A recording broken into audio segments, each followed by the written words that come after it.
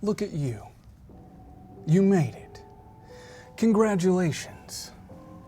You're one of the few lucky, willing participants in this experiment. Did you know that you're part of an experiment?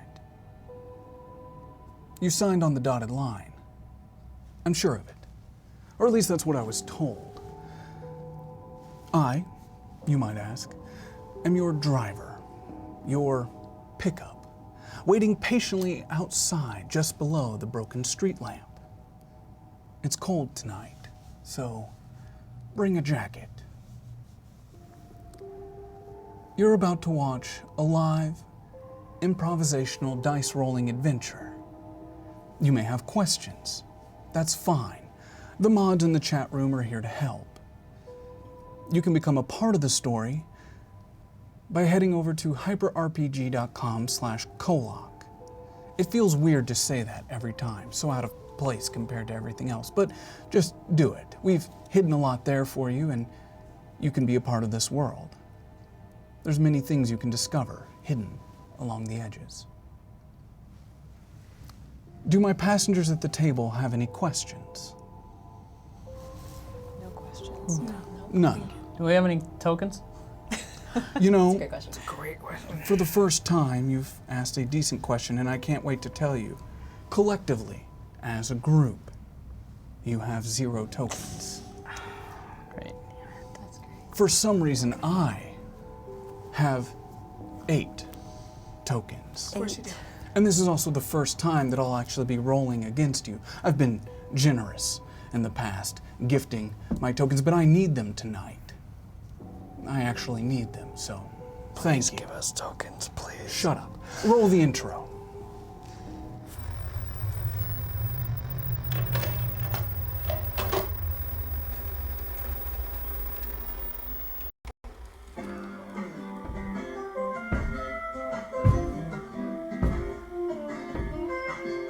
Hello and welcome to KOllOK.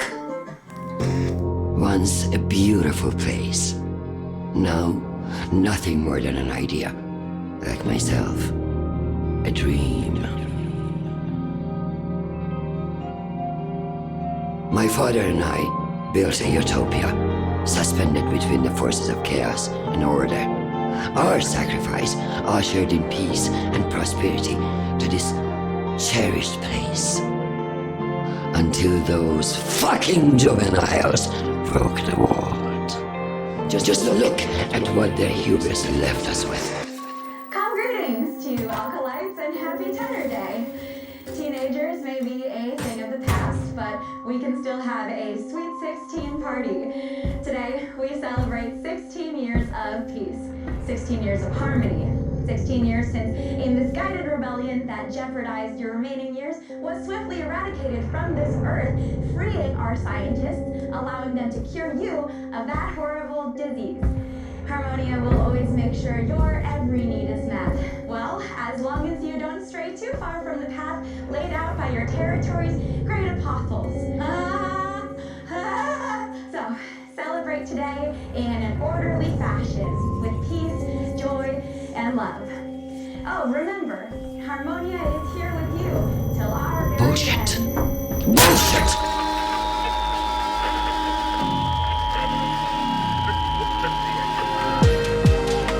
At one point, my world could have been mistaken for yours.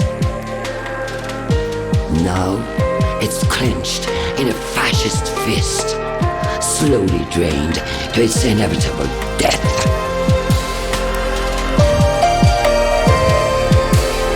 I won't allow it.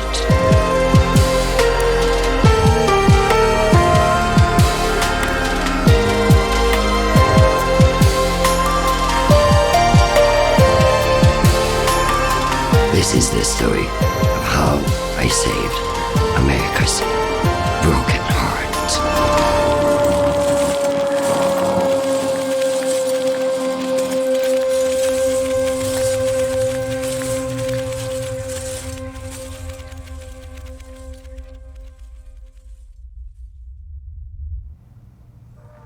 Before we trigger our internal combustion engines, let's take a moment to peek into the mind of one of our passengers at the table.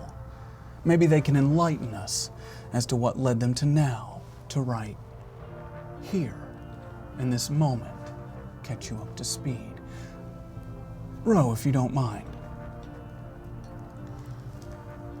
I wasn't gonna take this mission. It's harvest season, and who else will pick the coffee crop and not break 1,000 branches along the way? But then AJ gave the worst speech of all time, and no one stood when he asked for help, and we become so small and anemic as a group. All I could imagine was how many ways he and C-Dubs and goddamn Jude would die on their own, alone, in the wilderness. Might as well wear a sign that says, "Please punch me and take my robot dog." I'd also be lying if I didn't admit to wanting to get away from the compound. Ever since the defection, everyone looks at me with suspicion, or worse, pity. I've been with this rebellion for almost 15 years. I wonder if anyone else remembers the beginning. Being 15 and finding that phone, pricking your finger for DNA, and reading the forums. Everyone was so full of fury and pain, trying to come together and fight. Almost all of us are gone now, and the ones that are left are trying to eke out survival by trading food, moving across the wasteland, discussing weird mushrooms. This is what we've been reduced to. I keep telling myself I'll post. I've never gotten the courage to, or maybe I just don't know what to say. I wonder if Cherry or Sherry or whatever her name was can understand that. I don't believe for a second what she said. The Ascended I know and care for would never. The Ascended I have given over a decade of my life to would never. They have principles and values. We would never sell anyone else for antibiotics. If we did, well, it doesn't matter, does it? What matters is figuring how to keep everyone alive. Finish the goddamn mission. And that doesn't change even if 2 women sprout out of a dead woman's mouth or an entire building implodes because of a teenager. That's the only thing that matters. Staying alive. Even if we have to fight like hell for it. Thank you, Ro. And now, we begin again.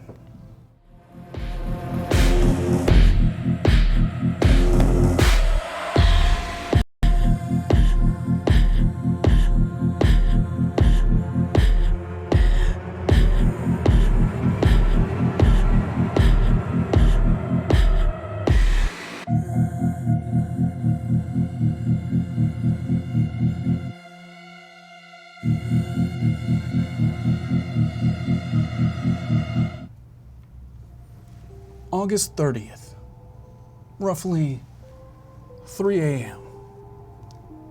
The Ascended have been moving through the night. Or I should say, nights, since they rescued the girl or woman they now know to be named Clarity, or as Davina refers to her, Clarity 7, whatever the hell that means. The Ascended quickly moved back towards the northeast after the facility incident.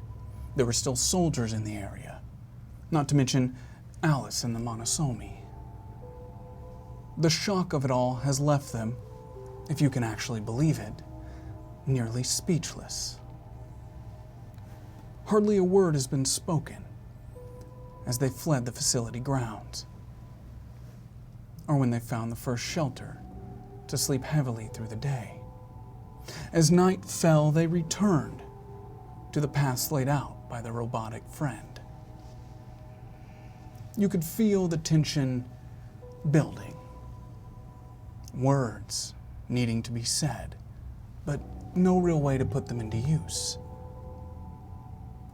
There's this need to keep moving forward, or the anxiety around not having the words to describe such complex observations. But our Ascended, now they find themselves at the edge of a small town, not too far from the border of the First Nation. But the sun is rising soon. They need to find shelter. And quite possibly, a plan. It's not like the First Nation will just allow a unexplainable 17-year-old white woman to just walk freely into their territory. Jude slowly leading the group through the overgrown, weed-ridden streets, flags a manufacturing facility just off the main path. That should be good and clear. No reports of manufacturing coming out of this area for years. Most likely left to rot. I'll keep post for the first shift just to make sure. And as he lifts to point at that facility, he grimaces as you can clearly see in the dim moonlight, blood-stained gauze falling with chunks of burned flesh, dirt, and assorted flora from his arm. The field dressings have not survived the night. How could they have?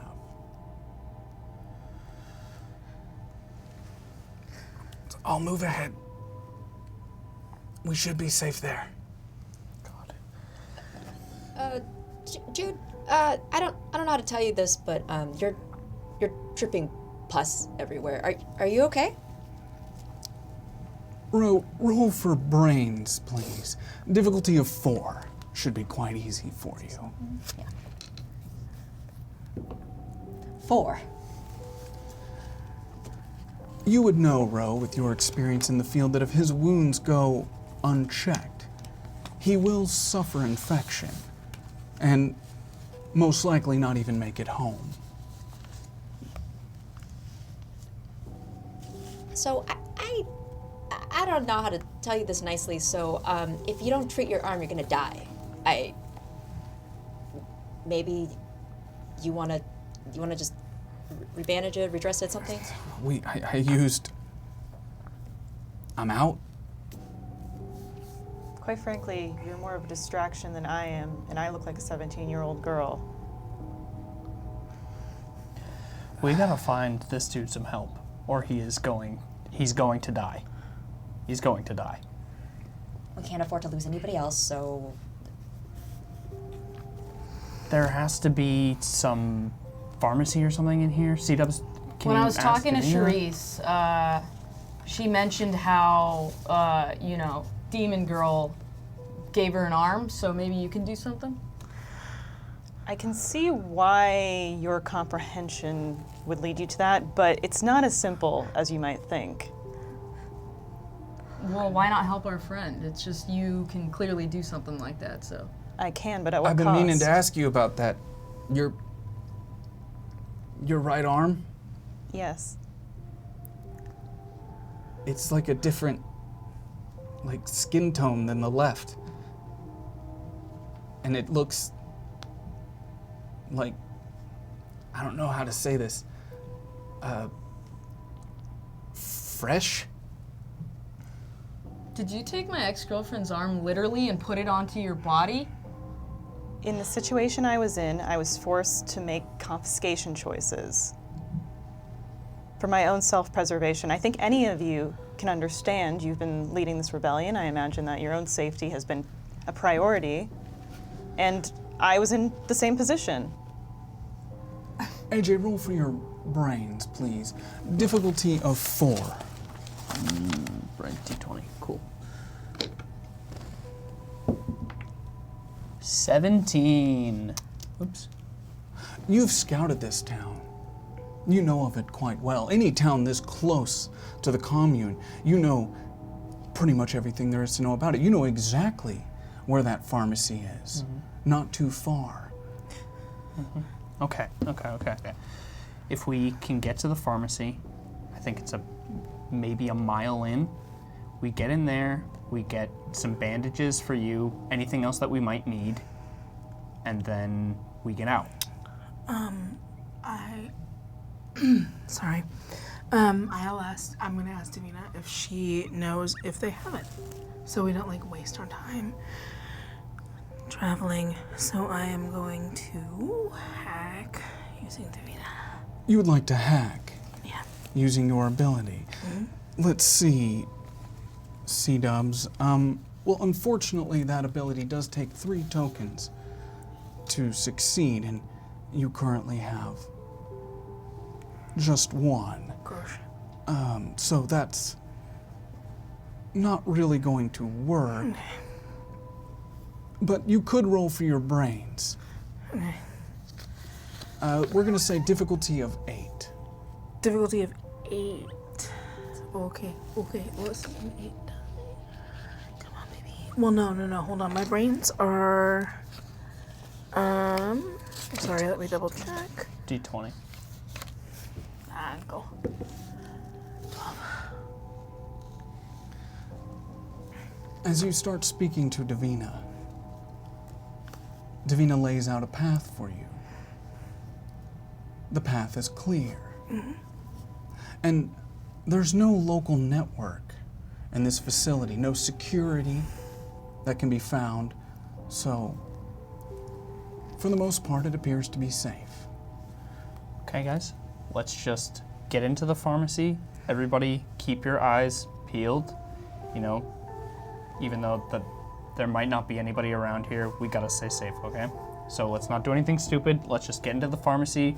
Let's get Jude healed up, and I'll be Let's get fine. back. We just gotta get back, right? Your arm's about to fall off your body. Let's go. Okay. Let's go. Let's go. You lead them, AJ, directly towards the pharmacy. Again, you know this area well. You've scouted the maps. Maybe not spent time on the ground, but you have a clear picture. You know that you're only about an hour from sunrise and need to get off the street before people start waking up. And though this is a dystopian future, it's not an apocalyptic one. People live here. They call it home. And as you make your way up to the front of that pharmacy, a simple door. It should be quite easy to get in. But who would like to attempt?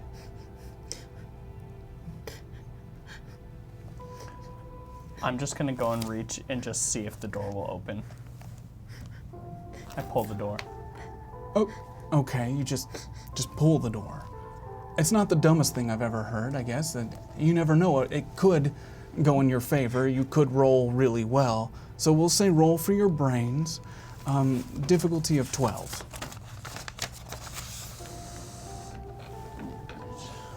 12. Sing. When you go up to open this door, you reach out for that handle.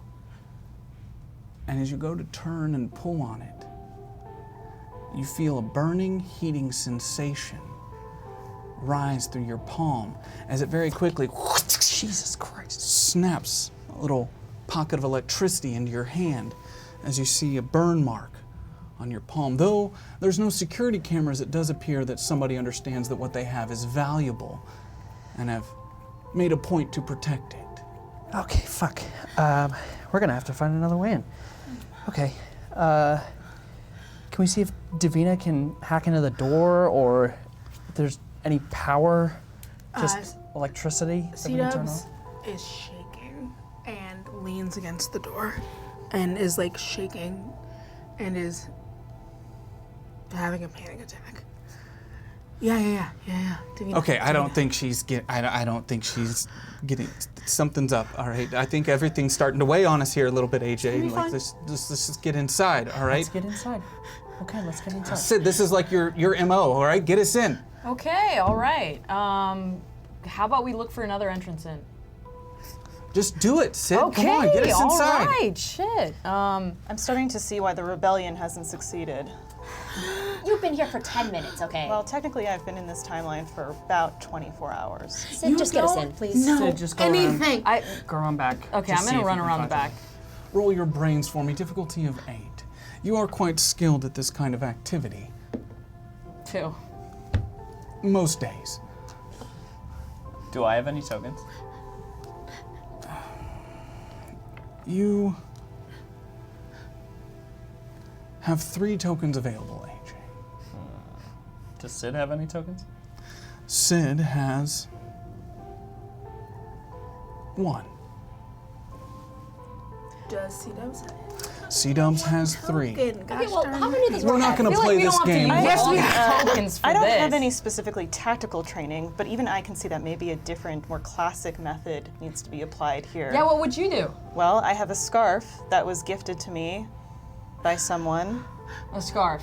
and I was thinking that I could put it over my hand and try to open the door with it, and buffer any kind of effects that I might get from what just shocked you, which isn't a good sign. Roll your For grit what we've for got me. going on. Difficulty of 5. Coming from the 40s, Clarity might not be super on the up and up of how electricity works. It's fine. It's a 6, or 9. A 9, but she is quite strong. And as she wraps this around her hand and takes a hold of the door, it protects the layer of skin from the burn, but the shock that runs through her system doesn't seem to have any effect on her. As she just twists that handle until you hear a ting, ting, ting, ting, ting from inside, and the door swings open, revealing a dark and empty small pharmacy before you. Sid, Clarity got it. We don't need another door. Let's get in, get what we need, get out. No one can see us. We gotta get in and get out like, dude, the sun is coming up. Yeah. No, we're gonna have to stay here for a little bit. We can't move in the light. Okay. Let's Okay, bro, you go with Jude. Okay. Find some bandages. Just get his arm fixed as soon as possible. There's C-Dubs. something concerning happening with her. Yeah, There's something concerning happening with fucking Yeah. all of us. Okay, Captain okay. Obvious. Jude, Okay. Jude, let's go. Let's go. All right. I'm sorry, gonna bro. I'm missing half my arm. I'm gonna I'll take go with C-Dubs. Really painful. I'm gonna take C-Dubs and just lead her down the opposite aisle where everybody's going. AJ and C-Dub start making a beeline towards the back of the pharmacy. C-Dubs, roll your grit for me. Difficulty of 2. Oh gosh. It's only a 2. There's only one way you can fail this. I literally don't know like that. Hold on.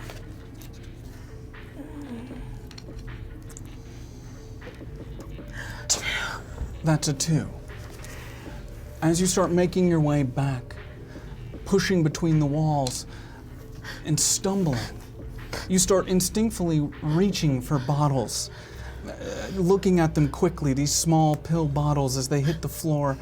The noise, you hear them, everyone else from the back of the room. You hear her panicking and them hitting the ground. It's gonna be okay. How long has it been? How long has it been? It's okay. A month? Okay, that isn't great. Just give me the name.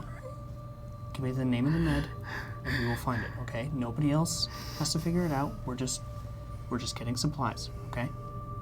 I'm just gonna start taking like Band-Aids and just like any kind of other meds that I can and just putting them in my jacket, so then if anybody asks, I can just say that I was gathering supplies that we could need. What is it called? What do I need? It's Mylamictol. Okay. I just go and I'm just scouring the shelves and I'm grabbing every bottle, just trying to find. Roll your this brains. meds. Difficulty of 14. 14. Yes. I said what I said. 5. You keep looking, but at the moment, you can't find anything remotely in that range. Nothing of the like. Okay. We go now to the front of this facility as Ro and Sid have started gathering some kind of field supplies to help. Okay, bandages. Yeah, I have some gauze over here. Saline wash. Can you grab me the gauze? Yeah, I got it right here. Okay, and then you just don't touch anything. You Yeah, just like don't give us a little don't space. implode I've anything. already done my part. Okay. And what? Hey, can you just stay still? Yeah. I'm gonna wash out your wounds first with saline. Okay. Okay. We're gonna let it dry. All right, and then do we have any antibiotics, or can you go find some? Yeah, sure. Okay. Sure. Can you roll your grit for me, please, Sid? Difficulty of 4. Again, it's very easy for you to 8. succeed. The comment slides right off of you. No impact. Okay, so just lift up. Can you? How far can you lift up your arm without it hurting? That's fine. That's fine. Come sorry. on. Sorry. Are you fucking serious? I'm sorry. This is gonna hurt. I'm gonna unwrap the outsides first. Okay. As you start unwrapping, you feel it pulling the flesh with you, revealing the raw meat underneath. 3rd degree for sure, barely holding on. It can almost practically just slide off like meat from the bone. Shit. Sid, can you try to find iodine or anything? Yeah, I can do that. Yeah, that's it. Thanks again, by the way. Yeah, I'm also, I'm fixing it, so first we'll oil be cool burn. after this. Yeah. Yeah. Rubbing alcohol in case, just any alcohol. Any alcohol? Yeah. Okay. Do you want me to keep an eye on her? Are you guys gonna watch her? I don't want to come back and you guys are, a pile of blocks or whatever she does. The sun's starting to rise. That's very strange. Okay, How you said okay. that. Do you blink? Okay, you just did. I'm not a robot. Okay. Okay. So just all right. Here, I'm gonna touch the bandages. This is going to be extremely excruciating. Okay. Did you really take Sharice's arm and make one for yourself? Was that her name, Charisse? That's what they said. You did that. Yes, I'm capable of transporting capable. matter. Capable? Yes, What else are you fucking capable of? Like, what are you? I'm a person, just like you. A teenage girl? Potentially, but that, yes. How? You said you've only been. You said something a minute ago, and I'm not. Look, I You don't. said a lot of shit. You said something about 20 some odd. That's bullshit for one. We saw. The feeling was much earlier than that. But 2, what the fuck does that even mean? So far, I've been asked a lot of questions and haven't been able to ask any. And quite frankly, I don't care who any of you are. I care about him, about AJ. Is that his name? Because we're connected. I can't tell you how or why, but I can feel my sister's presence with him. Your sister. Yes. She also a fucking teenager? She was apparently dead, so that's quite interesting. And I will be the same if I continue to use my energies as negligently as I have been, because of all of you. This woman's fucking. I don't know. I want to say she's fucking crazy, but what the fuck did we just see? I don't know anything more than you do. Okay.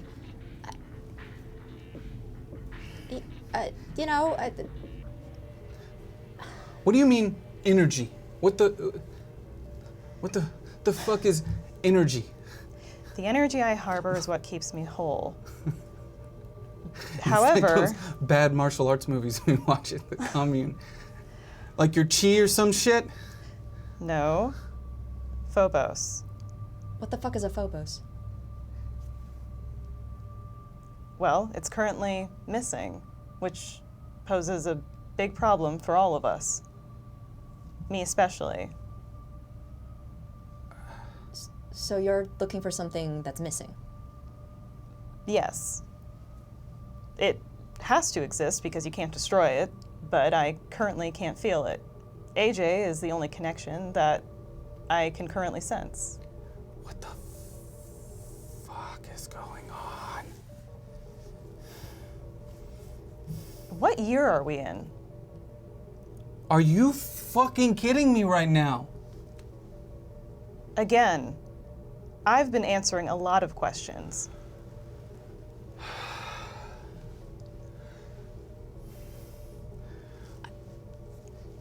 It's 2021. I don't. Like, were you kept in a fucking you are 17, 15, 16, however the fuck many years old. You are a teenage woman, and that doesn't happen. Why are you so amazed by how I look? You don't know? Know what? What you're looking at right here? Us? I'm looking at some excuses for soldiers, Oh, I'm apparently. gonna stick my nub of an arm so far down your fucking throat if you keep talking. Okay? We are humanity's last children. We are. We were the last ones.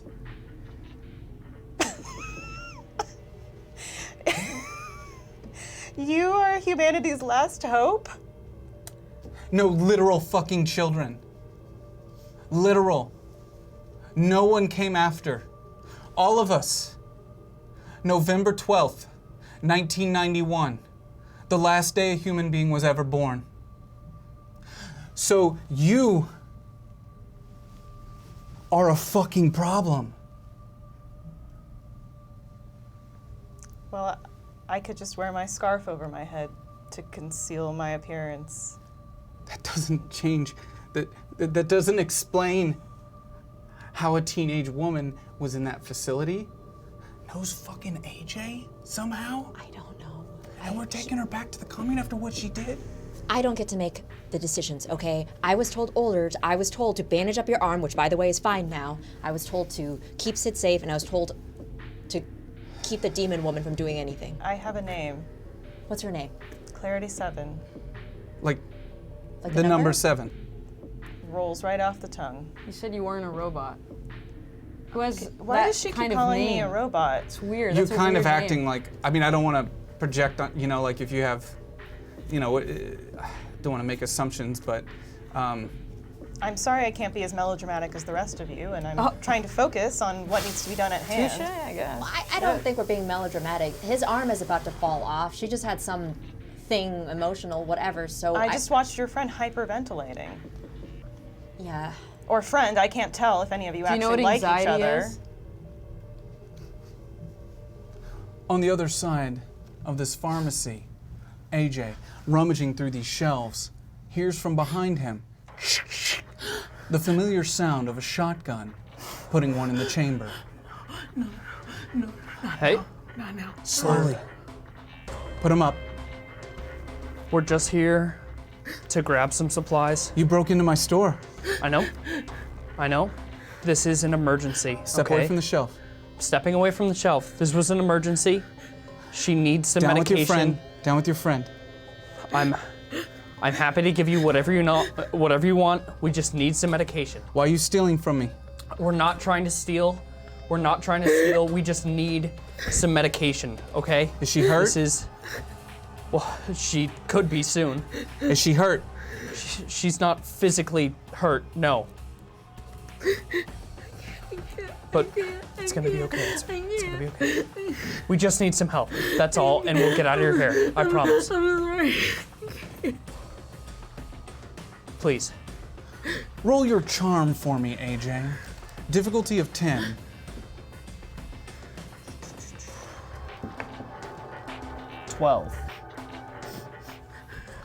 What are you looking for? Lamectin? Is that what it's called? Lamectin? Lamectin. Lamectol? Lamectol. That's all we need. Don't fucking move. I'm not gonna fucking move. He starts to take a couple steps backward. On the other side of the pharmacy. Just stay Hey, home. you hear that? Yeah. Something's going on back there. Hey, everybody, Let's go. let's follow. Jude gets up and starts to move between the shelves. What are you doing, Ro? I am getting my sniper rifle ready. If I get a clear shot, I'm gonna take a shot, okay? Okay. Hey, we don't have a fucking silencer on that thing. Well, it's either that or AJ's gonna get shot into a million pieces and then the Clarity 7 robot or something is Hey, gonna why kill don't us you all. molecularly arrange this motherfucker? I told you, I only have a limited amount of power that I can use. I think we just wait and see what happens. That's your No? plan? That's your plan, is just to wait. Fine, you stand here. See how that goes for you. And he moves off to the right, hiding in the shadows down the aisle. All right, hold on. He starts reaching through the shelves, moving stuff. It's gonna be okay. Just don't move, okay? I'm not gonna move. I'm sorry. This is all my fault. C-Dubs, just stay calm. I can't fucking see anything. He reaches behind and he flips on a light. As all the lights in this pharmacy go up, Jude stops in his tracks. Ro, Sid, you're visible. And as you stand there, you realize now, AJ, he starts to lower his gun. Whoa.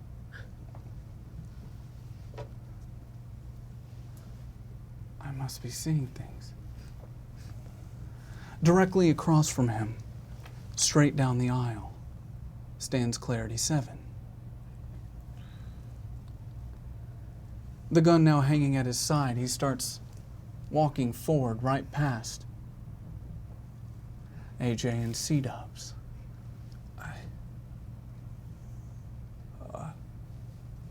I wave.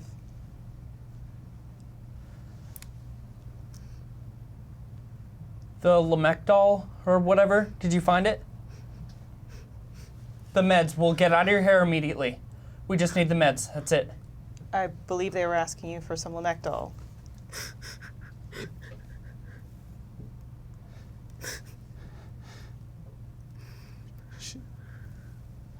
You're ascended from First Nation, right? We're just here for some meds. And we're gonna get out of here. How close is he to me? He's about 5 feet past you, between you and Clarity. He's kind of looking between the two of you.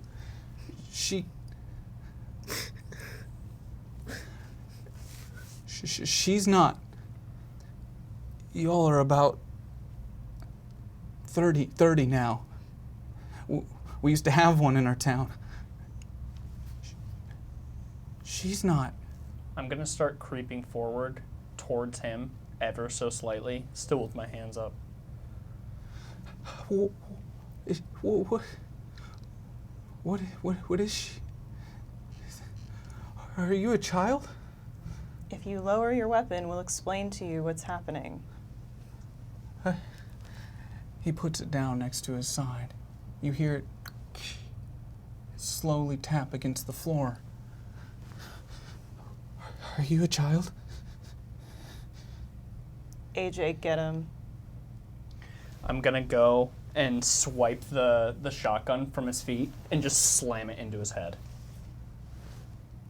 Okay. Roll your fight for me. That's going to be a difficulty of against my fight. Great. Swim.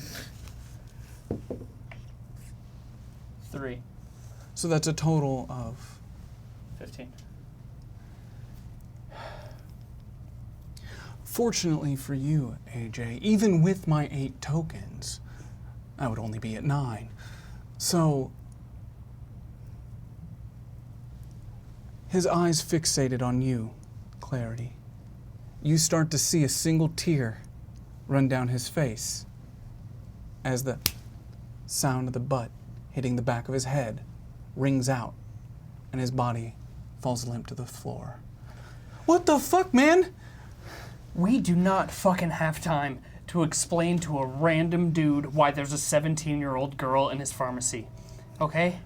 Bro, put the body behind the counter so nobody can see it. Okay. All right.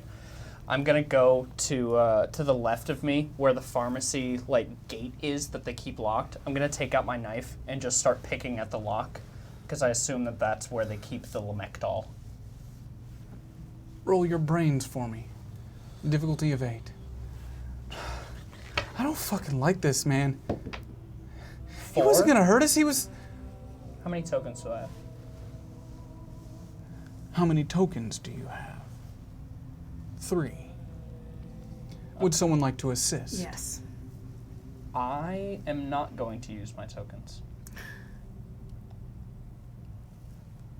You try opening this and it doesn't budge. Fuck. Does he have keys on him? I didn't even fucking think about if he had keys on him, bro. Does he have keys? Okay, let me check. Roll your cognition for me. Difficulty of 6. 8. As you go over to his body to pull off the keys from his left hip, you see, as his face is on the side of the floor, a slight grin and that tear that had been falling as the blood starts to pool out from underneath his head, continuing to grow before it reaches your feet and you're able to pull the keys off of him. I found the keys. Fuck. I just meant to knock him out. Fuck. Okay. Hey, we don't have time for this, Right, okay? right, yeah. We all make snap decisions. It happens. Yeah. All right, Jude, are you good? I'm unlocking the gate and just pushing it up. You push up the gate and make your way into the back. All right. Lots of different medication, all of it directly from our Harmonia supplier. What the fuck are you even doing, man? Like, we don't need that shit. I'm fine. No, it's You killed him for what? Like, I don't need it. It's not for you. It's for C-dubs. We can discuss this. Everybody, Lamectol. We need to find Lamectol. Lamectol? Okay? L starts with an L. Just look wherever you can. Okay? And then we will get out of here. Just start rummaging through the shelves. It's gonna be okay. It's gonna be fine. You sit here. It's going to be okay. Is anybody finding anything? While you're looking, Jude kneels down by the body on the floor. He pulls his shirt up over his face and starts to move him to the side, and you can see that he's looking around for a place to put the body. I'm gonna have to get... This is a pharmacy. It's about to be day. We gotta hide the body and clean this up. Give me your keys. Give me the keys. I toss him the keys. He takes the keys and you hear him quickly move to the other side of this pharmacy where there's a door. As it opens, there's a staircase leading up. I'll help you. I'm gonna need the help. This arm's not working too well. Okay. Just be careful with your arms around her. Just saying. Yeah. She's not wrong, but Roll your cognition for me. Difficulty of 8. 9. You find it. I found it. Lamectol? 2 bottles. There's 2 of them. Okay, great. I just take the bottles and I immediately give them C-dubs. Here you go. It's gonna be okay. We got it. We got the meds. I'm not. It's okay. Just take the meds. I start taking them out and just shoving pills into her hands. Just take it. This is new information for Ro and Sid. I have to take them slowly and build back up, or else I'll get like a deadly rash. Take what you need. Take what you need. So Why are you guys standing around? Jude said that we need to hide the body. We need to clean this shit up. We gotta get out of here. I'm sorry, but C-Dubs is clearly going through something. She needed this medication. It is Harmonia's. I think we deserve an answer. I would be keen on an answer as well, quite frankly. Sid. You hear thumping above you, the second floor. Clarity and Jude must have dropped the body somewhere. Body's fine. It's gone. This isn't my thing to tell, but do you want me to tell them? Do you want to tell them? It's okay. Tell them. I'm bipolar. I'm bipolar. I have to take medication. And so my moods get weird, and that's why I haven't had it in like a month. That's why I've been so weird lately. And you can't tell anyone, because I don't want anyone to know. Because if they know, then they're gonna, I'm using Harmonia medicine. Jude walks back into the room just as you say this. So fucking what? Sorry, that came off insensitive. Not so fucking what to your problem. So fucking what? Nobody's gonna care. We all steal shit from Harmonia. It's their fucking fault they hide this shit from us. Tell us we have to like fall in line, otherwise we don't have access to their advancements. No, that's fuck them. Who cares? It's gonna be fine. Nobody cares. I love taking pills for things that I don't even have. I'm about to just grab some stuff off the shelves. I probably will too. In my experience, if I have any mental irregularities, I just correct my thought. Mental proceed. irregularities. Sounds dope. It's not really. You Jude, sure you're not a fucking robot? I'm not a robot. Because if you were a robot, I would like you so much better. My mental irregularities. I That's you. super love robots. Jude, is that your name? Excuse me? Is your name Jude? Yeah. Jude, it wasn't my intention for that to happen. In my experience, if there's a threat, you must do what's necessary to mitigate that threat. I mean, sadly, that's all of our experience too, but things are supposed to be different, you know? Isn't that the fucking point? Yeah. Yeah. Dude, your mom robot is so cool. All right, let's clean the rest of this shit up. And, Yeah. There's a bunk up top. Most I can tell, guy lives alone. We could put a sign on the door or something out, you know, collecting a shipment or something. Lock the door. Yeah. I'll stay up. Okay, Alright. I'll take first shift. Somebody else is gonna have to fucking. I don't Take think you second. should be taking any shifts. I think you should be Yeah. resting. Okay, well I will somebody's take gonna shift. watch the- I will I'll take do it. I'll shift. take first. No. You know, honestly, no, you know what? Yeah, great fucking idea. I'll take Yeah, first. great shift. fucking idea. You get some rest. Rose, Sid, if you guys want to just secure the perimeter, lock the doors. That's fine. If there's anything that you can put over the windows, put a closed sign up, whatever. Just Sure. anything to keep people out. Stay with me. I'll stay with you, of course. You don't want to go get some sleep, get some rest? Stay with me. Okay. Thanks, Jude. Yeah, let's get some rest and let's try tomorrow not to kill any of the locals on our way out. Yeah, Yeah. that sounds good. So, you rest. Just as the sun begins to rise, you sleep.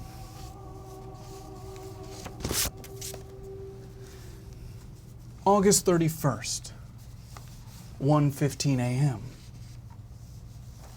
The Ascended find themselves just outside the border, crossing into First Nation territory. Not much has been said so far on this leg of the journey. You got a late start. You know you're close. It makes you a little comfortable, possibly. Or maybe people just didn't want to acknowledge the situation so quickly.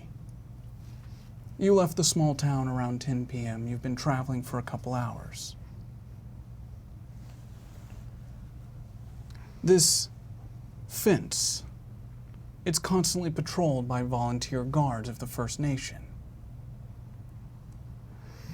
At the moment, well, let's see. What at the moment?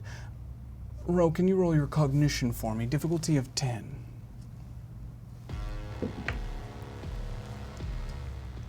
Sink. At the moment, the coast looks clear. Nothing can be seen, and it's just a typical border crossing in the woods, deep into the night. Okay. So, this next part's gonna be tricky with you.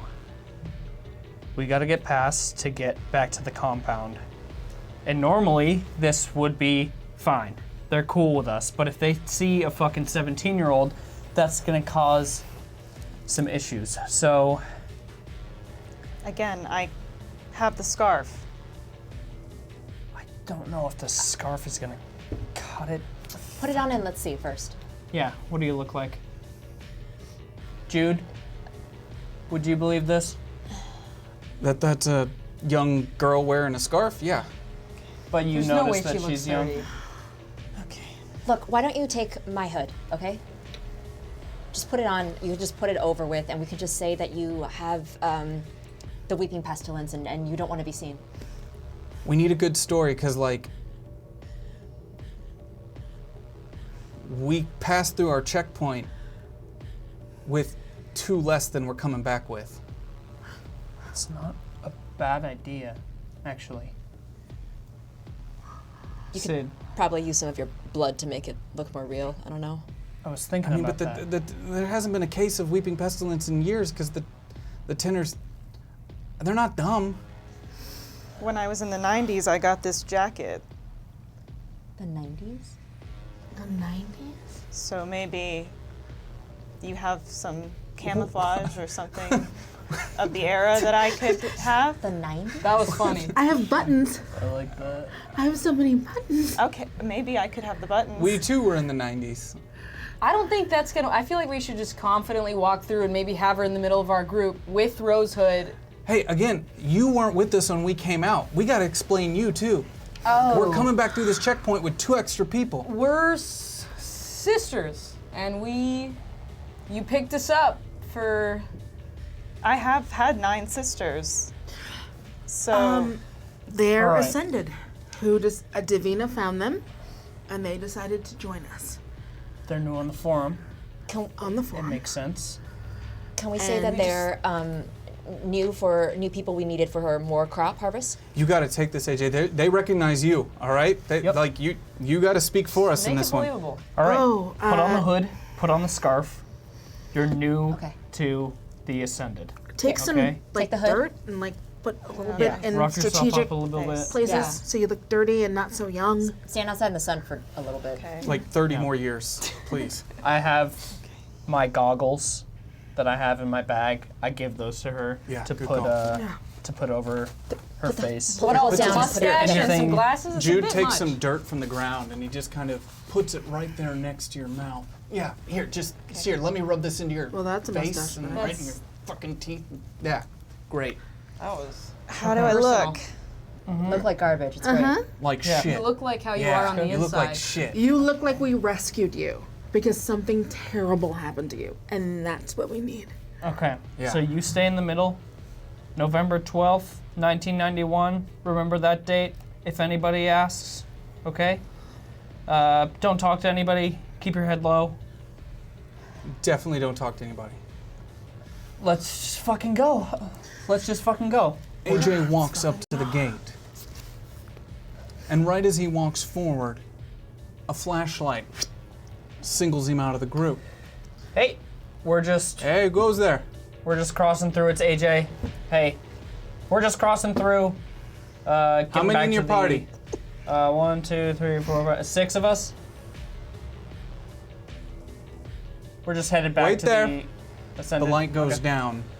You hear moving through the weeds, but you don't see them. You just hear that there's more than one. Multiple. Davina runs up next to you, C-Dubs, and kind of leans up against you. Hey, baby. And then about 50 yards to your right, you see a small light kind of click back on. You see it shining, reflecting back up onto a scarred face as it reads a manifest. The light clicks back off. Again, pitch black. You hear the footsteps moving back towards you. You hear more moving in from the sides. How did they get behind you? The light comes back on. I got you leaving here with 4. Yeah. Yeah, You want to tell me what that's all about? we picked up 2. Sid had been with us for a while, just coming back to the commune, and then we got 1 new Ascended, joined the forum, still picking them up? still picking them up. We need as many as we can, you know. For what? Just trying to change the world, you know. What do you Good mean? old, How so? the good old resistance, the good old Ascended. You know, we're still doing our What shit. resistance? can. Listen, dude, we need more people to fucking make coffee. It's the only thing that we have left. That's Is it. possible for? Do they have an electronic system that can check people? You would not know unless Davina looked for you. Which is what I was gonna ask. Roll your brains for me, difficulty of 10. Well, my brains is 20, baby. Swim. 27. What you know is there is zero technology outside of the batteries that power those lights. No walkies, nothing else that Davina can scan. They are officially off the grid. So, speaking of that coffee, Yeah. Did you want some coffee? oh, I'm not asking. I wouldn't do such a thing. But if you're passing through and you have extra people and it's to make the business better, I'm just saying. Yeah. I can get you some coffee, dude. I mean, Get Well, they already. You have coffee, but now we have someone who is also a very skilled person who knows how to do the grinding and all that stuff. We're working on a new blend, is what she's talking about. So if you want, Jude leans up the- behind you. Just everybody empty your fucking packs. We've all got at least 2. All right. For fuck's sake. If what you are we want doing? the old shit, we can give you the old shit. I mean, I'm not asking for anything, you know. I'm just bringing up here that All right, AJ, here. you know yeah. might be Give appreciated. you the coffee. You guys work hard, so. it's a Oh, token of you our can just leave appreciation. those on the ground there. It's the ground? you Okay. could just leave those on the ground. I'm not asking for it, you know. Just passing through. We're all friends. You never have to ask. Roll your charm for me, AJ. Difficulty of 10. 14. So just next time you're gonna come through with extra, try to let us know when you leave. Yeah, I just got to be able to explain to people the extra footprints when they come in the morning. that totally makes sense. It slipped my mind. That was So, our bad. Slipped your mind. Yeah. I'll take care of it. You got nothing to worry about. And hey, since you said get, next time you're passing through, bring some extra. I'll bring some extra. Yeah, I'll get you Appreciate some of it. the new stuff next time we cross through. All right. We're count on working that. on a blonde blend. Yeah? Come on. All right, let's go. He waves you through. As the light goes off, you hear the sound of the chain link fence kind of pulling to the side as 2 lights on both sides of you from people you didn't know were standing next to you click on, revealing the path for you to walk through. Thank you, guys. You guys have a good one. Enjoy the coffee. Enjoy the coffee. Good See you to later. see you. Again. Have fun with the coffee. You got it. Good to see you. Hey, bud. Hey. You begin making your way up the hill. The long miles and miles of hill before you reach the basin and then the miles and miles of flat. But on that walk up, here in the moonlight, a brief moment to reflect. You're getting closer to home. You should arrive just after sunrise, but again, not too far now. First of all, I cannot believe that fucking works. So, good thing you had the scarf. That was great. Yeah, the dirt really sold it. Yeah, Your it was- face looks just hideous. That was good. Yeah, It's true. I mean, I guess it did work, didn't it? Yeah. Yeah. We're getting close though. Hey, have you thought about what we're gonna tell people? I mean, the speech that I gave when we left was shit, and I don't think anybody believed what I had to say, even you fucks. But I feel like you're kind of proof of what we left for. So, I mean, if anything, we have proof now. What? What are we gonna tell them? They know. What do you mean? They know Sid. So I think if we just tell them, like, we got Sid, they'll get it. We got Sid, and if Sid's willing to follow us, they should too. I mean, you are like the last person anybody at that commune would think would be a part of this. That is true. I don't like you guys. Yeah. Yeah, I don't like, yeah. But the bigger overall question, AJ, that I'm asking is how do we don't know how to explain her. How do we then explain her to them? We don't explain her at all. We show her, and we show what she can do and what she has done. Well, right? I mean, no, I explained earlier that I can't just perform for you like a carnival worker at the drop of a hat. but I mean, your arm. What's a carnival? Oh, yeah, right. Everything comes at a cost, and right now that cost is directly affecting me. And quite frankly, I feel it, but I just don't see how Phobos, how this power can exist in you. Yes, you got us through that, but you're leading these people? Honestly, all of us are a little shocked. What? I'm fucking kidding. It was a joke. That was like a half joke. It was a half joke. It was a half joke. It was a little There was some truth in it, but you know. It's like a 75%. Yeah, he's doing that thing We where it's don't like, all I'm need to comment, joking. right? I was not. I was being serious. No, What we if we got just- that. Yeah, we got that. What if we just lied? What if we just kept her secret? What if we just say, oh, hey, this person is a friend of Sid's, and that was the price of Sid's admission? I like Rose's idea. I don't think you guys should say shit. Who knows what they're gonna do to her or make her do to the rest of us? And I don't know if you know this, but the compound's not exactly the most warm and friendly and fuzzy of places. Yo, you make out with ladies. Meet your girlfriend. C-Dubs, roll your cognition for me. Difficulty of 5. Oh, Jazz. I believe. Balls. All right. No, Amy's.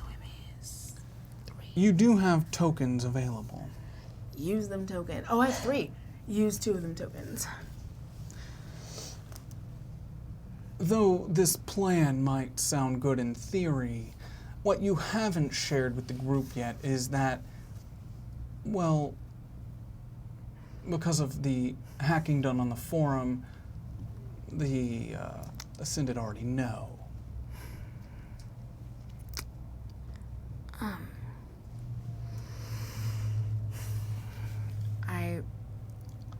I think that we have to tell the truth about. I think we have to tell the truth. Yeah, I'm saying that we tell the truth. I think we tell Why? C-Dubs, what aren't you telling us? the truth. Nothing. I tell you everything.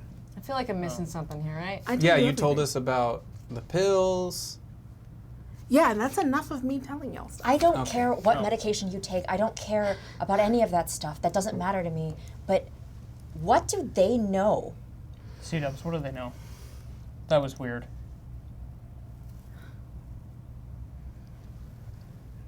They always know everything, guys. Stop being cryptic. What do they know? They Okay, know. that's it. They know about clarity. Jude pulls I out know that. his sidekick and flips it open and starts scrolling through the forum. No. Yeah, they know.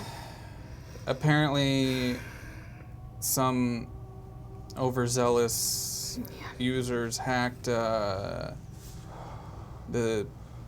place we were just at, like email servers while we were there. And I And think the cameras. they know that we got a girl, and that they're blaming the Ascended. We might have some heat.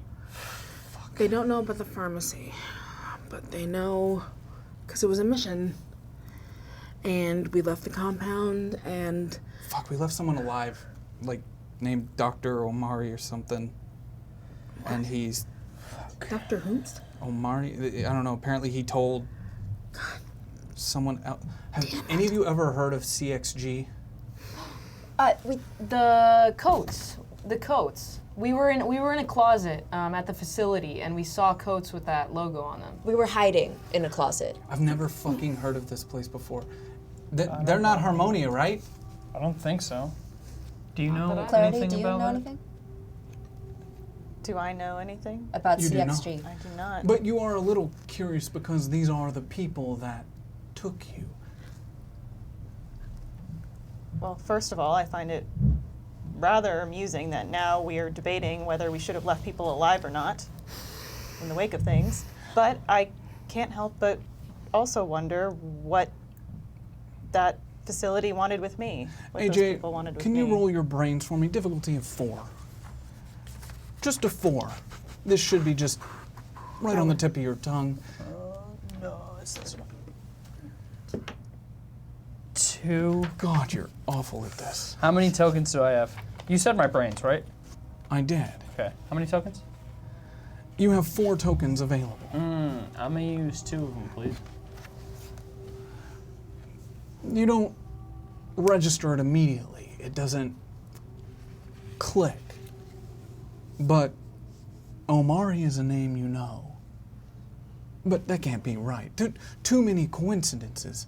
AJ, too many things keep tying back to this past of yours. But again, that woman who took you and raised you as her own before she, well, did what she did. Sayako Omari. She never spoke much of her father, but you did know that he was a scientist. An unstable one at that. Whether or not you share this information or even feel it's enough to share is up to you, but you do know that name, and it makes you wonder. You have no official proof that you could link together. It's just another one of those things that seems to tie into this weird past of yours that you can't explain. Okay, this isn't all that bad, maybe, because if they know about what happened at the facility, then that's proof enough of what Clarity can do. Small concern here, though. Like, I just want to point this out. If CXG isn't Harmonia, who the fuck did we just start a war with? And are they going to give a shit about a treaty? Based off of what happened there, I'm gonna say no. How important are you? And why were you even there? Sid, you have what could be this information. So does Ro. The two of you share a glance. Whether or not you share what you know is up to you. But you were told things.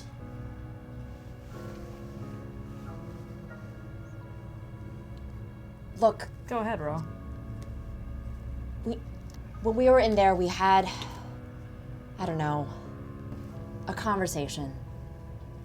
This is everything we know.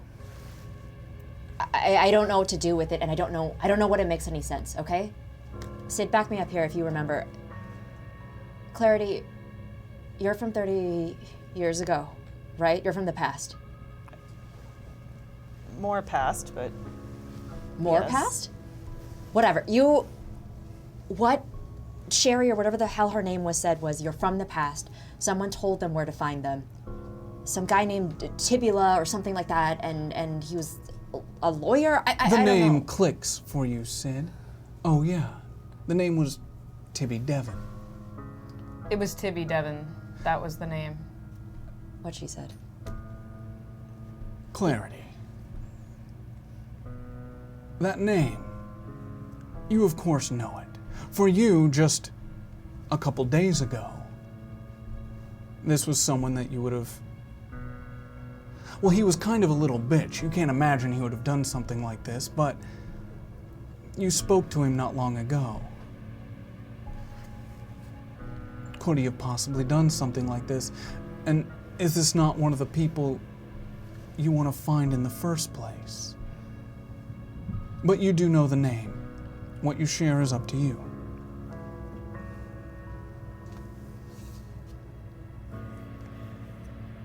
We might not know exactly who we're dealing with.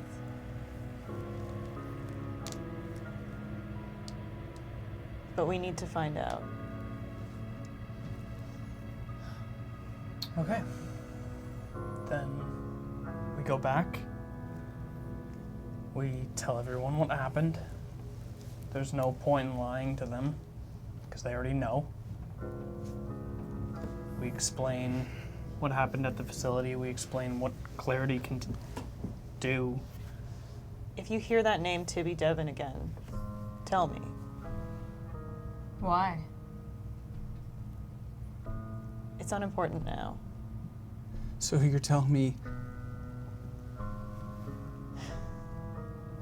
you are from 30 years ago and somebody knew you were going to be here now. I don't know how. And they sold you out? From where? Where did they bring her from? They said KOllOK. From KOllOK. What the fuck is KOllOK?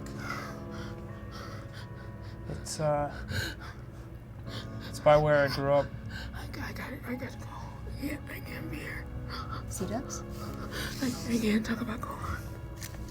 What? I gotta go. It's where we need to go. Okay. As you say this, the sun begins to rise, moving its way up into the morning sky. And Jude sees it first.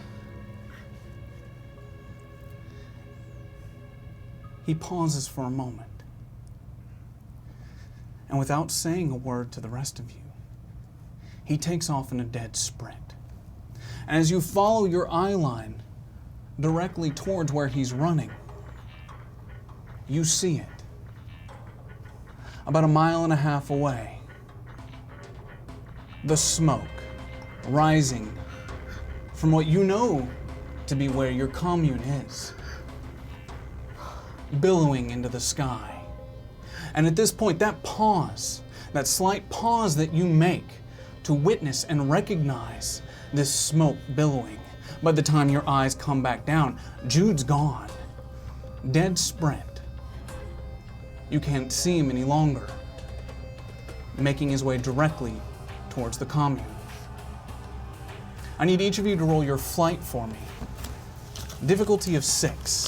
Let's see how fast you get there. Sink or swim? Swim. 10 as well. Swim. 2. Hell yeah. So that's 4, 4, 2. That's 10. 6. Could I have that? Yes. 9. Sorry. Swim. Can't see it. Was it swim? No. No, mine was a 5. You said 5. You do have 1 token available. Would you like to use it to Hell yeah. succeed? Smart. All of you succeed. As you begin running after Jude at full speed, the closer you get to this commune, you start to smell it before you can see it. The woods, thick. The smoke starting to fill your lungs. And then as you finally make your crest, you find before you, in the smoke-filled woods, what was once your home, now a pile of ash.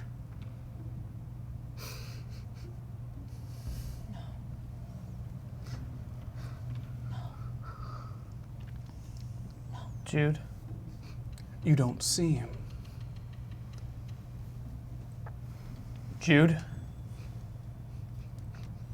In fact, you don't see anyone. You hear nothing but the sound of the flames and the slight breeze pushing the smoke through the trees. No screams, no cries, no calls for help. C-dubs, roll your cognition for me, difficulty of 10. My cognition? Your cognition. Thank you. Oh, gosh. It's not gonna, 'cause I don't sink. You try connecting to the forum. You can't. The first time this has ever happened since, well, you knew the forum to exist, for some reason, it won't load. And as you look behind you, you don't see Davina. I don't, there's nothing. There's nothing, there's no forum, there's no Davina. As you scan this horizon, AJ, you see each individual section burned from the inside. Your transport vehicles still simmering. This fire was started hours ago. And you can tell, you don't need to roll for this, you would understand. This was meant to hurt. Not just tactful, but emotional. The only building left remaining, the solid steel manufacturing wing for the coffee. Nothing personal about that to burn it. But your homes, your vehicles, your food, your cash, all of it burning.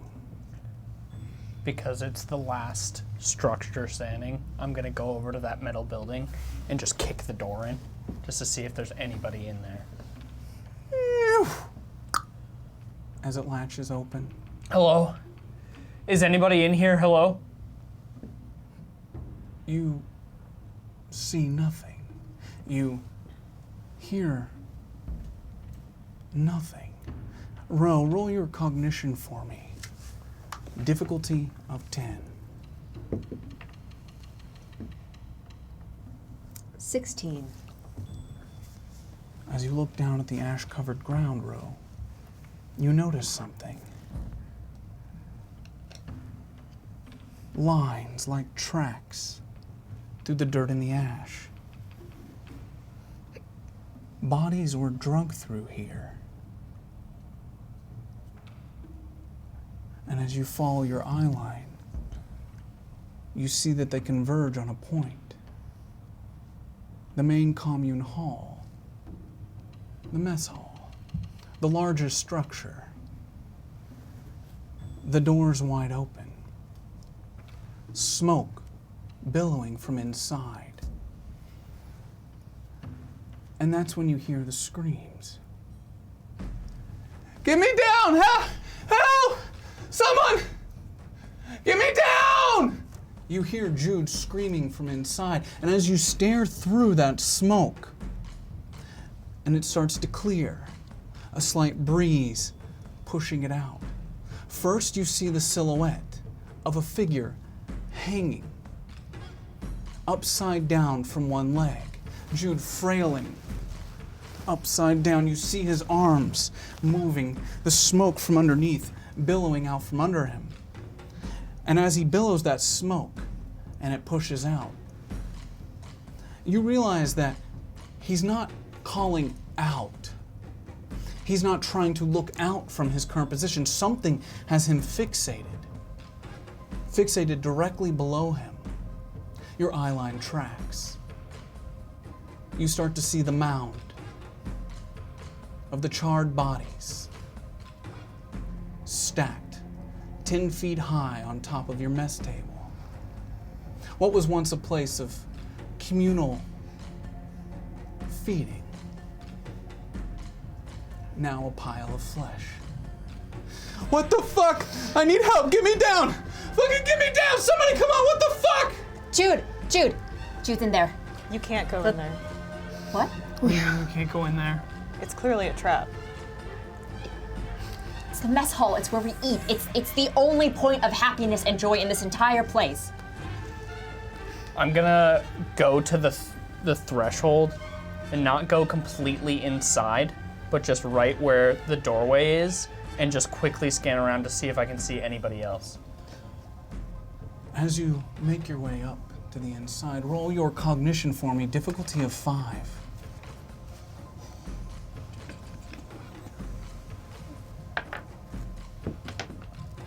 Three. Do I have tokens? I better refresh, just in case. You have 2 tokens I'm available. gonna use 2. As you scan,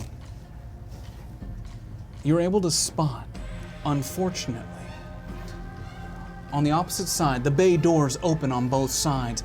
Peering through the smoke, you see down to the other side of the wooded line. Through the trees, the smoke-filled trees, you watch as an arrow flies out from these woods and lands directly into the left leg of Jude as he hangs. Fuck! What the fuck? Get me down! Bro, 12 o'clock. Okay. I'm gonna take a shot. Everybody stand back. You would like to take a shot. It's really hard to shoot what you can't see. So I'm gonna first need you to see something. Roll your cognition for me, difficulty of 16. 14. Do I have any tokens? You have 3 tokens available. Oh, the conundrum, huh? Your plan, I can see it now. The 2, but then, oh, you wouldn't have the 3. So close. What do you want to do? I'm gonna see. You use 2 tokens. You can see. As you start scanning, making your way to the right of the building, quickly moving down and peering out into those woods from where that arrow flew, you see a shape moving. Quickly scanning back and forth in those smoke-filled woods. It's a figure of a woman. Older. Quick. Never passing in front of more than one tree. In and out. A trained professional, most definitely. But you see no one else.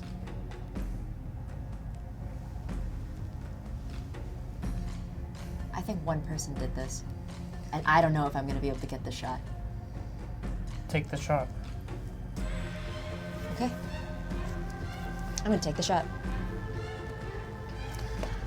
You can try. Roll your fight for me. It's going to be a difficulty of 15. 8. You scan, you track, following, trying to match a movement, plan, think ahead. A shot rings out, piercing the air. You don't know if it hit, because you see no movement. Whether or not you scared this individual or hit them, hard for you to know through the smoke, but you no longer see movement. Right after the shot is fired, I'm gonna grab Sid by the arm and we're gonna go in. As we're going in, I'm gonna kick up some of the ash just to try and create some cover in case that they're aiming at us again. And try and go up. I'm assuming there's stairs. So you kick up ash to try to create some sort of kind of guard, a visual guard to protect you as you try to move up to release Jude from his imprisonment, we'll say. Yeah. Roll your brains for me, difficulty of 8.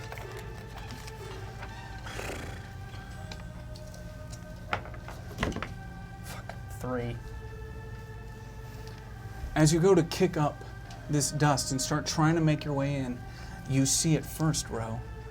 Another arrow flying in to that other side of the missile. From your position, you can't see where it's going, but you can assume.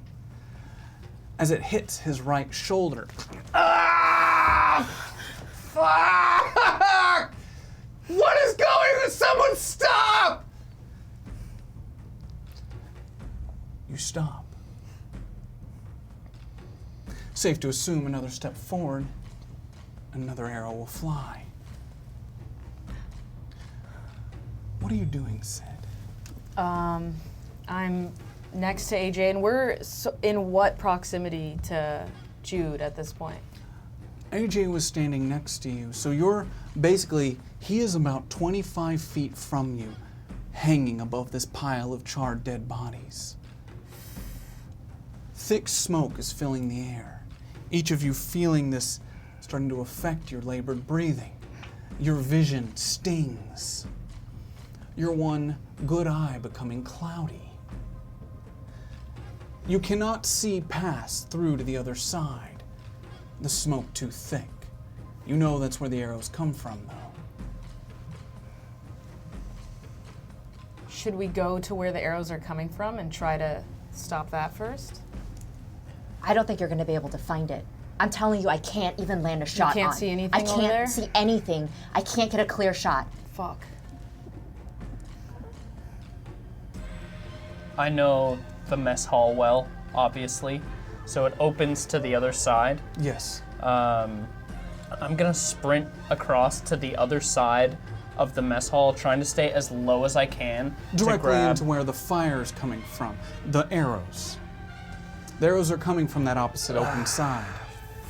Fuck. If you move directly through, you're putting yourself between the arrows and And the arrow Jude. came from straight on, Correct. right? Okay, so I'm gonna move to the left and try and gain cover from in between the opening from the other side. So I'm going through and trying to grab the chain to release the door so the door will come down, closing it.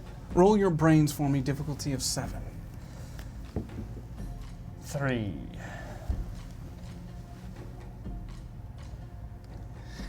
As you take a step forward, now, somehow, an arrow flies from over your shoulder as it hits Jude directly in the abdomen.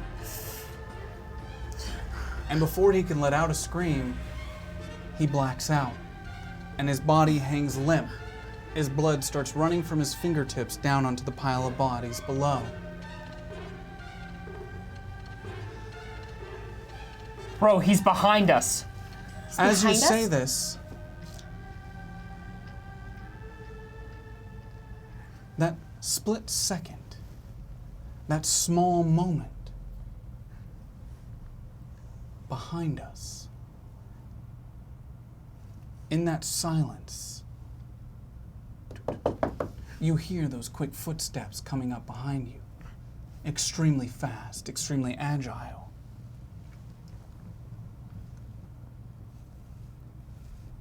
You see a flash of light glare off of what could only be assumed to be a sword. And in that flash, that second, clarity. Roll your flight for me.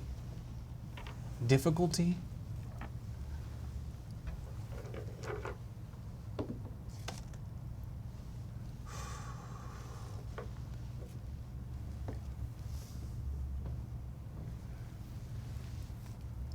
5. I'm going to use all 8 of my tokens to make this critically succeed. As a net goes over Clarity's body, and within a second, pulled back into the smoke from where that woman came.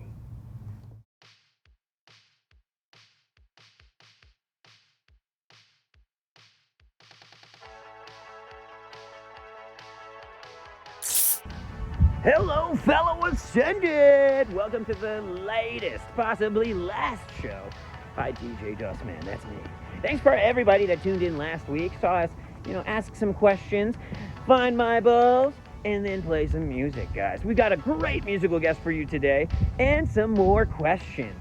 My cameraman couldn't join us because he is out chasing the love of his life, Sarah, and we hope to the high powers above that he finds her. I'm always here. It doesn't work out. Hello. Here for another reading? Let's see how the next chapter of the story unfolds. The Emperor, Marcus Bennett. Authority, the establishment, all that structure leaves very little room for emotion or feeling, or vulnerability. How will this card affect the rest? Everything comes at a cost. Vote for one in the chat now. The gods, harmonia, the ascended, or legacy.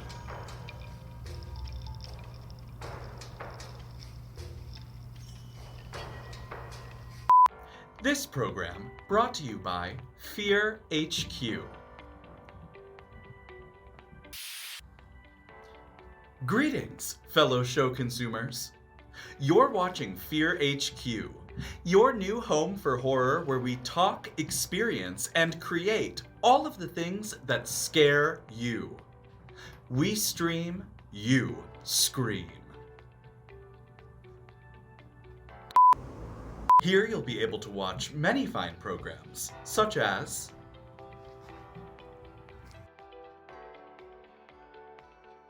Wolf's Call is an in-depth celebration of all of your favorite genre movies and TV shows. So join us. We're gonna break down clips, we'll analyze them, talk about their impact. You might even learn a thing or two. And if you're lucky, catch a Dan Stevens thirst trap, if you know what I mean. It's the scene from The Guest, that's what I mean.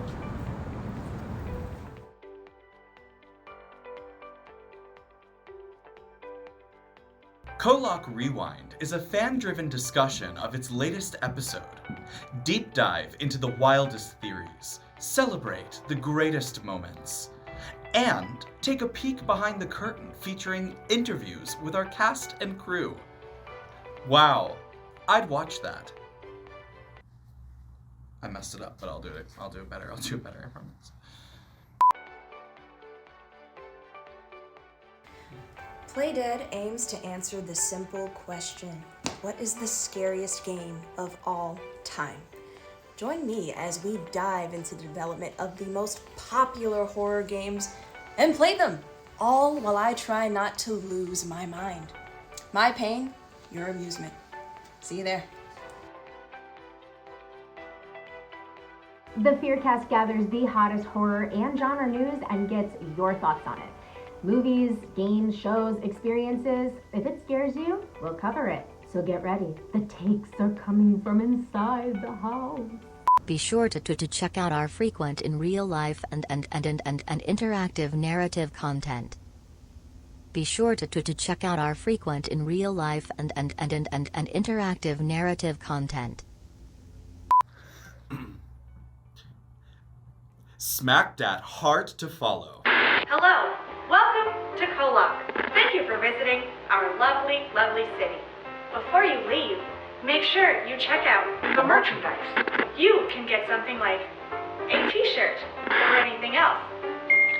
Make sure to check it out at KOllOK.hyperrpg.com. Thank you very much and have a beautiful day. Oh, have we started? Oh, okay. Hi, I'm Monica Magana and I'm your official artist for KOllOK. I've been hard at work bringing you some of your favorite faces and some new ones in a set of mystifying illustrations. Check out all those hidden messages in our tarot deck and follow me on Twitter and Instagram at MonicaM_art for more KOllOK art, and I hope you enjoy your fortunes and the rest of the show. Are we done? back to the program. Now to those questions. Questions. Time for all your questions. I checked the Davina forums and I found all your questions. All right. Okay. Whew. So, Lottie James starts us off asking, this from last week, what should I pack for a trip across the wastes? I haven't left Dunever in forever, so I have no idea what I'm supposed to bring. Great question, Lottie. I would bring layers. You know, maybe a jacket, a nice lightweight throw-over. Something breezy, because not only is it going to keep you warm in these cold, cold nights, but if someone stabs you or shoots you, you have extra layers to protect. Oh, yeah. Next question is from Adelaide Martin. Adelaide says, thoughts on lobster? I catch it often, but there's only so much I can figure to do with it. Well, Adelaide, lobster is quite the tasty cuisine. But one thing I would say that is overlooked quite frequently with lobster, the body armor aspect. Yes, that is right.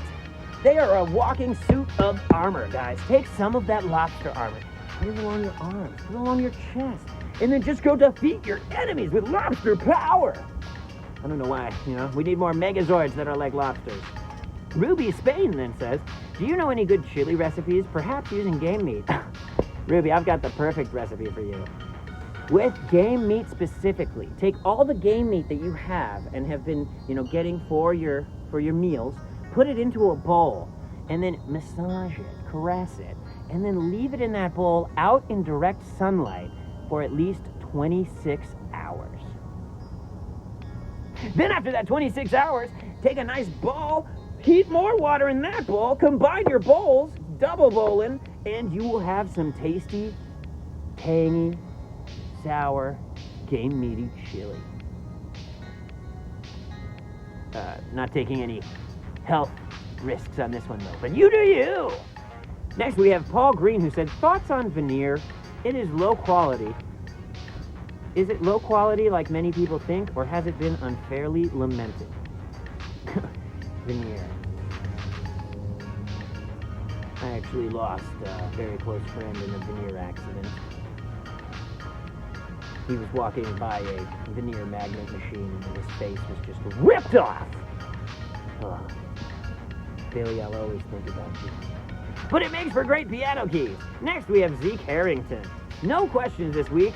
Contact info sent, and I'm looking forward to your show. At least one person is. If you can give a shout out to Aaron and Lacey. Hey, shout out Aaron and Lacey. That'd be awesome. Business is going well despite my detractors. Maybe suggest a good way to get rid of fleas for some of your listeners. It's funny, I'm very passionate about fleas. So passionate, in fact, that I'm not going to use my words. I'm going to use music. Get to that later. And then we have Cassidy Shadow Emily. Cassidy says, these guests of mine really don't cross words. So many intricacies of what they say, and I mean nothing with all of it. And I mean nothing. DJ Dustman, what all can you say for when it comes to cleaning up after a party? Cleaning up and party were in quotes. Cassidy, if I do truly understand what you're saying, bathtub full of acid. Oh yeah! Now for our last question. Our last question is from Dimitri Fox. How do you deal with the constant anxiety of our society's impending doom that none of us can do anything about? Asking for a friend, of course. Hey, what's up everybody? Thank you so much for watching tonight's episode of KOllOK. I hope you're enjoying the show so far, and I have just a couple quick things I wanted to talk to you about before we get moving this ball on down the road. So first of all, thank you. Like seriously, thank you. This show would not exist in its current form without you and your support. And if you're a new viewer and you're really digging it, do think about subscribing here to Fear HQ, or head over to Hyper and subscribe there as well. Just make sure to show your support in whatever way you can. Hit the follow button, subscribe, whatever's comfortable for you. And if you want to give more because you're really, really enjoying the show, head over to hyperrpg.com/KOllOK. On that page, you'll find everything you need to interact with the show. It will lead you on how to tip to interact, which helps directly fund the show. Like, it goes directly into funding the show. You can also join our metagame, and that metagame is something that subscribers of HyperRPG can participate in, and we are doing so much fun stuff with that. We just recently added a new inbox feature, so it's kind of like our own personal Patreon where we can send you, when you use the app, private inbox updates of pictures you could download to set as your phone wallpaper, videos that only you will have access to as a subscriber to Hyper. So for behind the scenes, special access to KOllOK, make sure to sign up to join our metagame. There's all the instructions on how to do so on our website.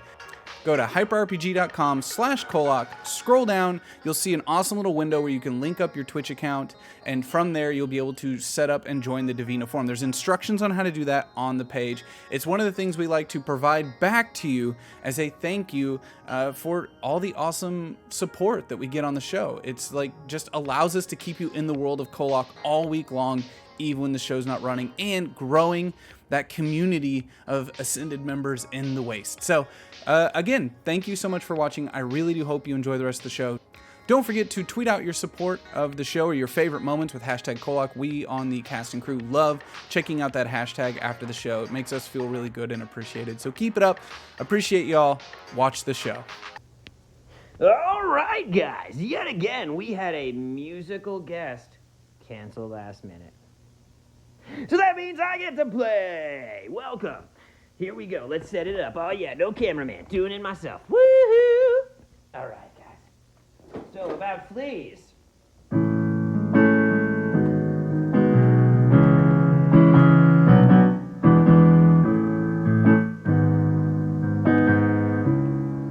What you gonna do about them fleas? You got them fleas all over your house. Oh no, oh no. What you gotta do is buy all of that shampoo. Buy that shampoo. Buy that shampoo. The only way to get by.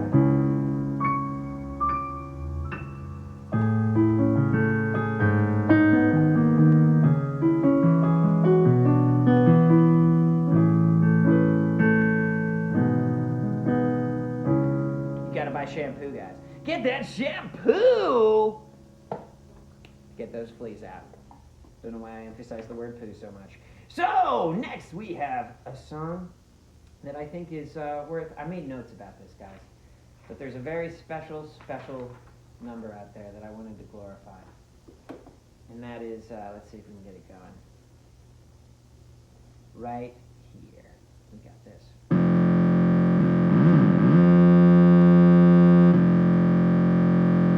200,092, 758. 200,092, 758. 200,092, 758. That's us. That's us. That's all of us.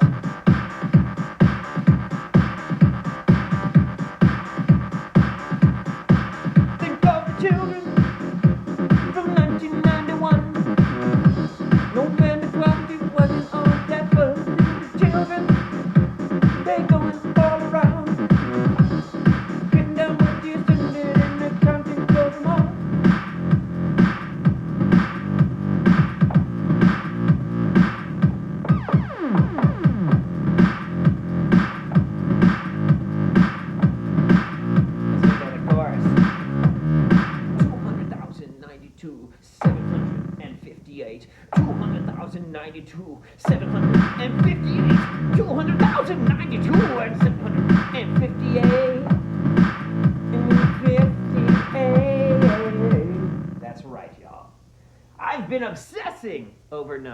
Obsessing over them. Yes, as we do when we're in the wastes. Oh, I'm caught on something. Great. Not having a cameraman is hard.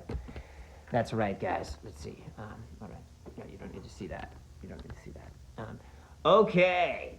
Next. I've just been obsessing with numbers.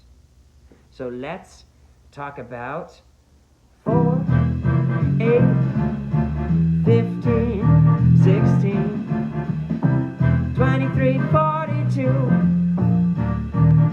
Those are my favorite numbers. Those are my...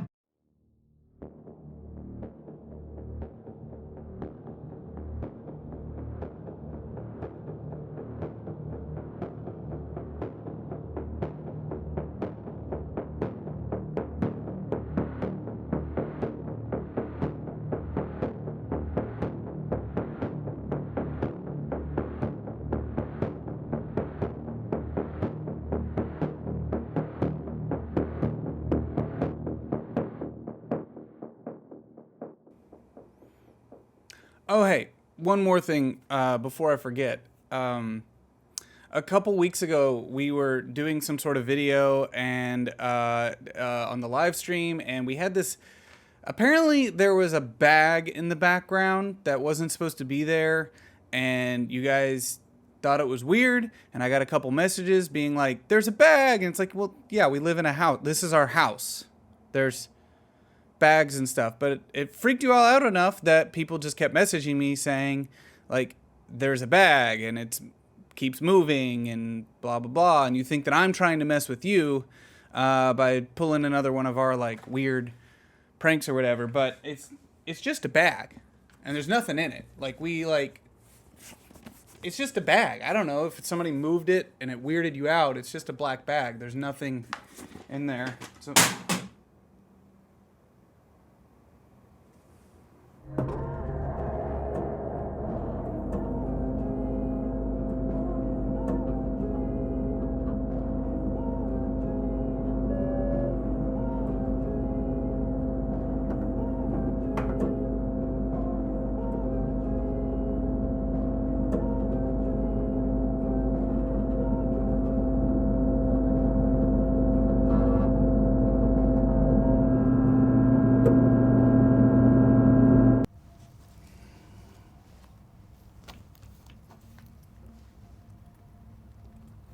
Back in the hot seat? Yeah, stomach flu, I think. Hey, so where's the Bennett girl? About that, solo prodding in the lab downstairs has given us a different direction to take. Here, follow these data prompts and increase backlog to 2.3 gigahertz. Hold it there till it stabilizes, and then run an entry point on Devon. Whoa. So if we're pushing this hard, that means that it's going Yes. It wasn't just the Bennett girl giving us problems. We couldn't even create an access point on him last week. No fucking way. That's incredible. Put it back in your pants. Load him in. But at this frequency, we're not going to be able to pinpoint the event range. Yeah, upstairs wants us to access first. If he is holding us out, find out how and why, then we can worry about event range. Copy that. Log ID 21-11. Loading subject Tibby Devon. Increasing back clock to 2.3 gigahertz and sustaining. we're here again, where I find myself in between. Again, I recognize I'm telling a story, but it's not my story to tell. Like I'm reading it off someone else's page. Distant to me.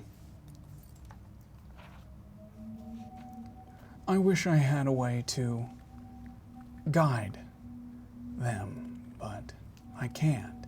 I wish I had a way to help them in some way, believe it or not, but I can't. I guess I can just watch, like the rest of you. Watch and see what gets discovered. As I'm forced to start with Tibby Devon.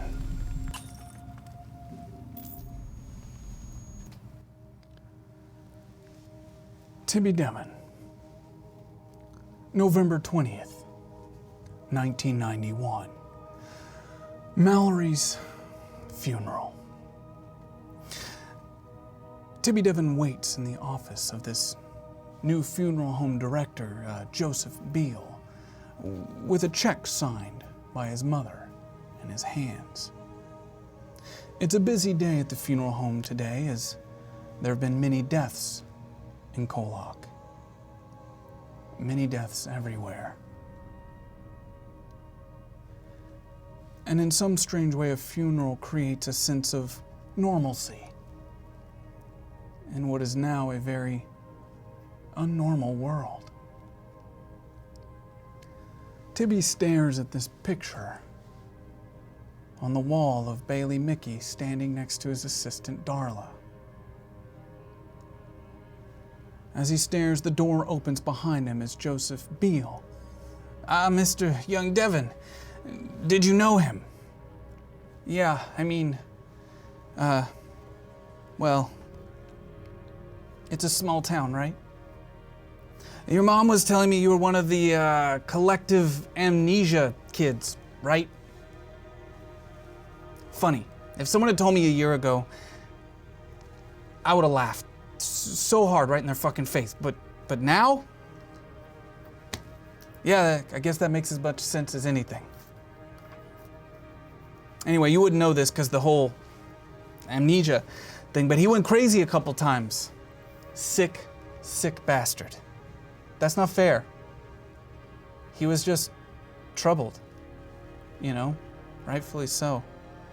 Yeah, sure, kid, as he takes the check from Tibby. Nice of your mom and you to do this. They never found a body, but it's been months since he was last seen. Safe bet to do this, you know, with everything. Were you close? I mean, maybe. But I can't remember, right? My mom says we were.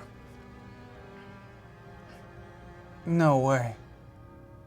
Timmy looks up, out the office window into the main area.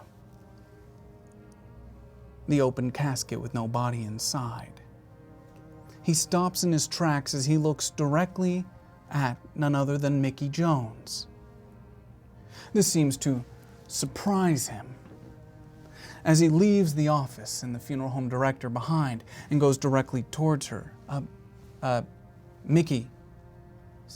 Yeah? Sorry, I'm Tibby. We had a couple classes together before Right. all of the... Well, why are you here?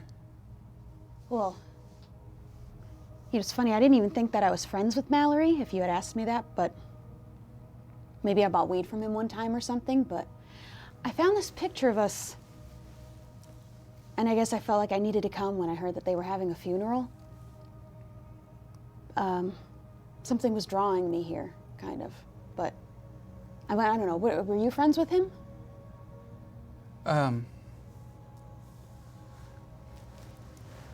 I guess same situ. Yeah, I found some stuff in my my room, and my mom said that we used to hang out all the time at his. You lost your memory too, right? Yeah.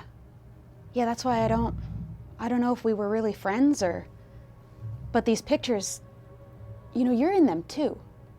But we've never hung out, right? Not that I can remember, no.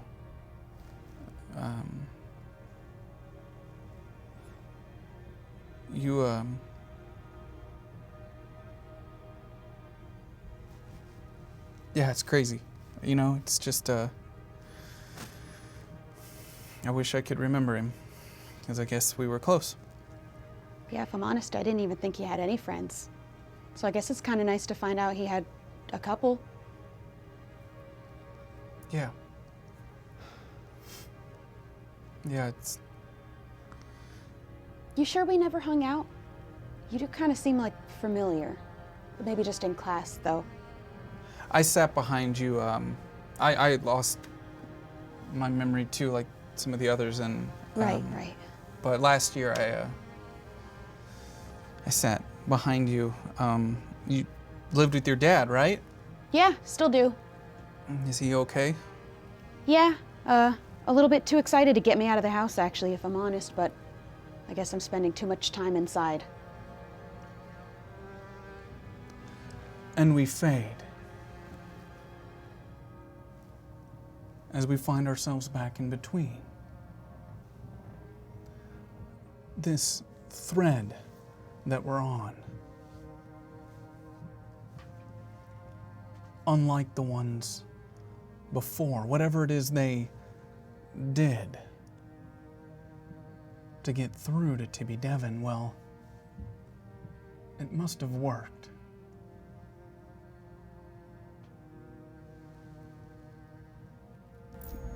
Emily Pegg. Sometime in the April of 1997. Emily Pegg sits on the floor of her mother's old office, surrounded by a stack of papers.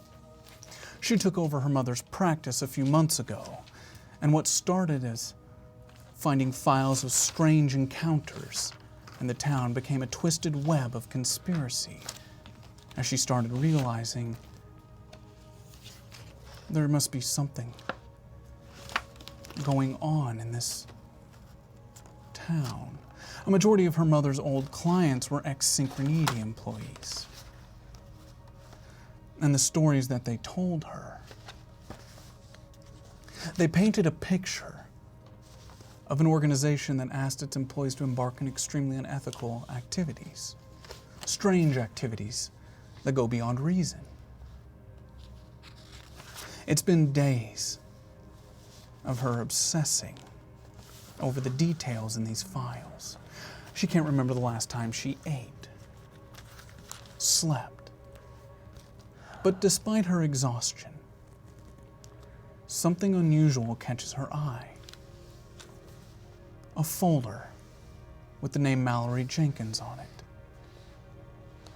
The strange boy whose funeral was just down the hall from her parents, that she felt drawn to those harrowing 6 years ago.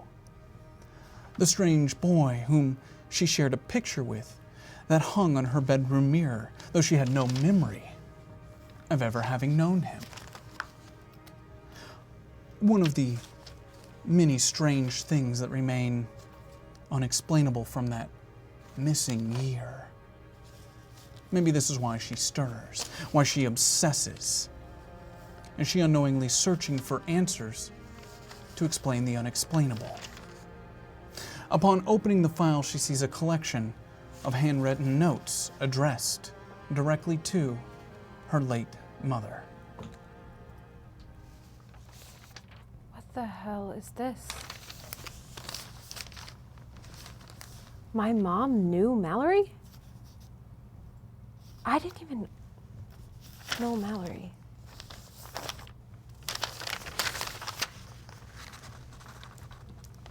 Why the fuck is my name on this? What?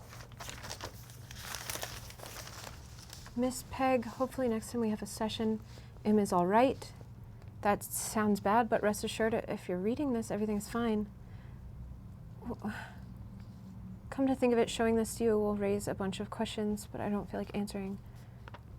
Future Im trusted us, and we can't let her down. I can't let her down. Wait, Dr. Oppenheimer? What the fuck? Find all 13 places that have metal.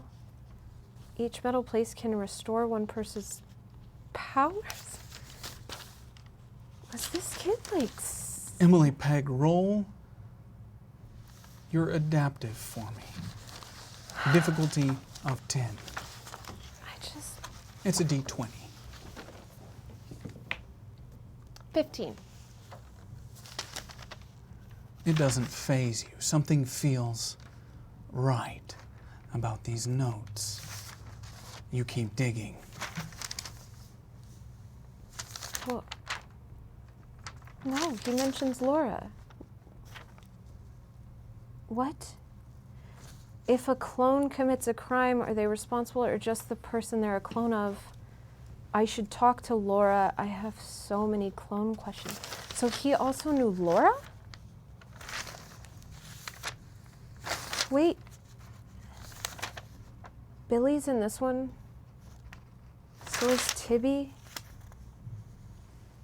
He even mentions Mickey. We were all at his funeral. There's a knock at the door. Yeah, just a second. Hold on. Mickey Jones calls back. Hey, Em, it's me. Mickey, yeah, I'm in the back. Just let yourself in. The front door's unlocked. I open the door and walk on in to find her with all her papers. Sorry. Just clearing out a bunch of my mom's stuff, finally. you know, 6 years later. Geez, you look tired. Are you sleeping? There's a lot of stuff to go through, and honestly, I just want to fucking get it done. Well, I hope I'm not interrupting, but I kind of have some big news. Yeah. What's up? So me and Tibby decided we're gonna move to Montana. Montana? What is that face? Yeah, I mean, if I'm honest, I don't really know why he picked Montana, but he kind of wants to get as far away as he can since his mom died. Right, yeah. And I'm kind of excited about the fresh start. When did you guys decide this? Like, how long have you been talking about this? Honestly, not long. It kind of happened on a whim, but right. We're gonna move to Montana and start a new life over there.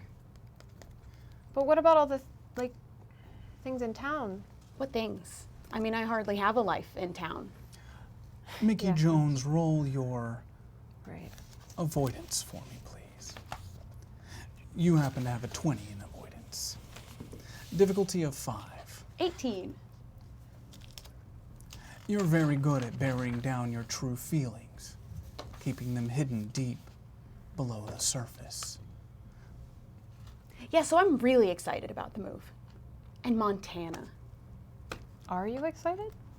I mean, it's a chance to get to know new people, new places. In Montana. New people in Montana. But there's people in Montana. Yeah, there are people, but there's also people in KOllOK. Yeah, but I already know everyone in KOllOK, and everyone knows me, and I kind of hate that. Mickey, is this like you guys came up with this together, or is this, you know, another one of like Tibby's, we're doing this, but it's actually Tibby's idea? Like, do you actually want to go to Montana? Mickey Jones, roll your defense for me. Difficulty of 5. That's a D4. Yeah. 2. For some reason, you get a little defensive about this. You're feeling a little on edge. Why would you think we wouldn't come up with this together? You know, me and Tibby have been together for a while now. Everything we do is as a team. And it's been going really well, honestly. And I know it'll help him, and I want to do that for him. I thought you'd be happy for me. But if you brought up wanting to move to, I don't know, New York, would he do that for you? Yeah. Yeah, of course he would. I know he would. I promise you guys I would not. I would not do the whole therapy thing. Emily Pegg, roll your attack. Difficulty of 5. 5. You can't help yourself. You mentioned that you're making these decisions as a team, but every time you and Tibby are around the group, it seems like he's always talking for you, and you just seem to agree. I don't... You know, maybe I don't expect you to understand what it's like to be in a relationship that's been going so well for so long. You know, maybe you could learn a thing or two from I'm us. sorry, Mickey Jones, can you roll your attack against Emily Pegg's defense? Where's my 6? D12. Sink. 2. It's only a difference of 1, so in this situation, you're expecting her to flip this on you a little bit. It only proves your point to you. You are able to lead the conversation, though it does sting. See, I get that, but the, you're using a defensive tactic right now, Mickey. I thought you weren't going to pull the therapy on me. Well, I think that in a situation like this, he is moving you to a different state. And I'm not entirely sure that it's something that you want. Knowing you and your aspirations, Montana and Mickey do not go together. Do you want to know my aspirations? Because you seem to think you already know what they are. I want a fresh start. I want to be able to go to school where nobody knows who I am, and I can pick anything I want to do. I could be an artist. I could be a teacher. I could write music. It's a chance for me to get to start over again, and this town's never going to give me that. And an opportunity to forget that you forgot. We have to move forward. It's gone, whatever happened. I'm trying to have something good with my future. I can't be sitting in the past. Mickey Jones, roll your avoidance for me. Difficulty of 5. 13. You feel extremely confident in that statement. So sure of herself that in this moment, you believe her. And you realize maybe you're projecting some of yourself on her like you so often do. Maybe it's the lack of sleep, the lack of food. And you realize, Mickey, as she takes a step back, you see this mess of papers on the floor, and you do recognize the folder with the name Mallory Jenkins on it. But that is where we fade.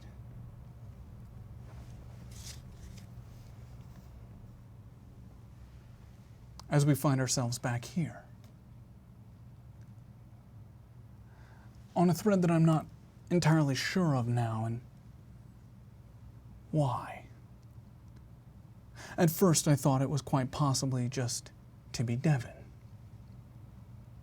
His connection to something unique that they couldn't access. Their push, but maybe it's actually who he remembers. Billy Baker. November 20th, 1991. Billy Baker makes his way up the funeral home steps.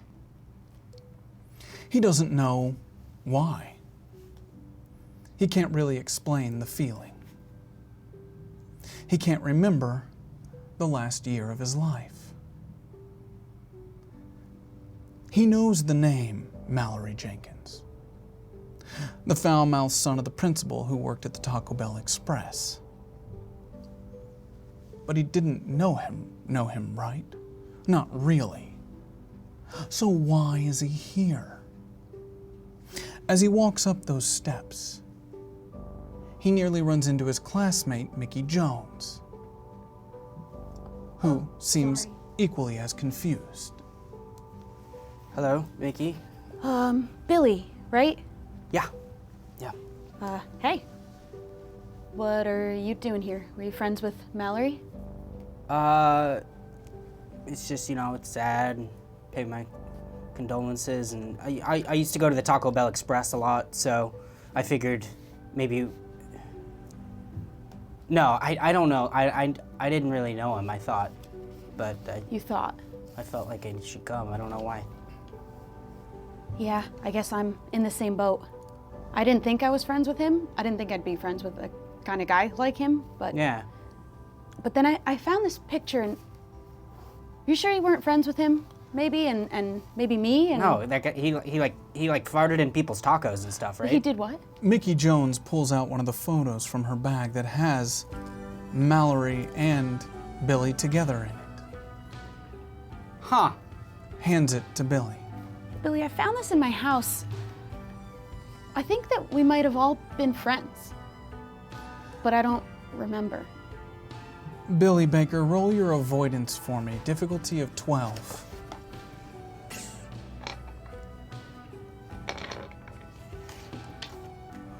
Oh, I don't have any tokens. Billy Baker, you have 3 tokens available. I'll stick with a 4.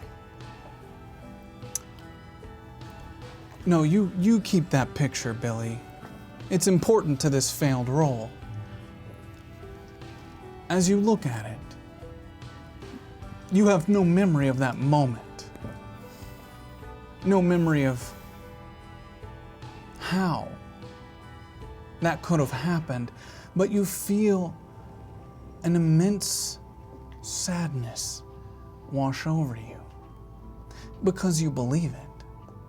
You believe the feeling that you have in your chest that this was someone extremely close to you. And here on these steps before you make your way inside, you find yourself crying for someone you can't even remember. It's kind of sad, you know? Are you crying? No, it's... You're totally crying. It's allergy stuff. You have like tears running down your face. No, that's something else. I think it's a little localized rain thing. It's not raining. His knees begin to buckle as he can no longer stand, and he kind of sits on these concrete steps before going inside. Are you okay? Yeah, you know, Mickey, I don't know if you know much about me, and maybe you did at one point, but we can't remember. It's almost half of my life now. I can't remember. I was in a coma, and now there's like a whole nother like year missing on top of that, and I'm sorry. I honestly I forgot about the coma thing. And yeah, no, I'm not trying to overwhelm you or make you sad. I'm just I wish I could remember Mallory. I wish I could too. I wish I could remember you. Yeah. You think we were friends, or this is just like a coincidence, or? I don't know. It seemed like we might have been friends. Me, you, Tibby, Em, and there's somebody else that I don't know who it is. Can I tell who this is? At the moment, you cannot. Not now. One day you will, but not now. Yeah. Well. Do you think it's better we don't remember what happened? I think that's the thing, right? That's like depression or trauma or something. It's like one of those where you don't remember stuff because your mind blocks it out, right? So maybe it was bad. Maybe it was something not good. But if we were friends, maybe we should all meet up or something and talk. Yeah. See if we can remember some stuff. Yeah. I mean, you and Tibby already are friends, right? Maybe we should all go out and, I don't know, maybe we can convince Em, but she'll probably not remember us either. Yeah, she's like mean, right? I always thought she was kind of cool. Everyone's kind of mean sometimes. I'm all mean. the time. Yeah, I know, but we're talking now, so I wouldn't say that. But since you're saying it, yeah, sometimes you think kinda I'm scare- mean? No, I mean not in that way. It's just like And the sometimes people moment intimidate freezes as we exit. Maybe this thread, could it be Tibby? Could it be Mickey? Or Mallory? It's hard to say. All we can really do is move forward, keep following it, keep pulling. Let's go back to Tibby Devon. May 11th, 2002. Tibby Devon stands outside his one-bedroom apartment bathroom door to the sound of Mickey Jones crying inside.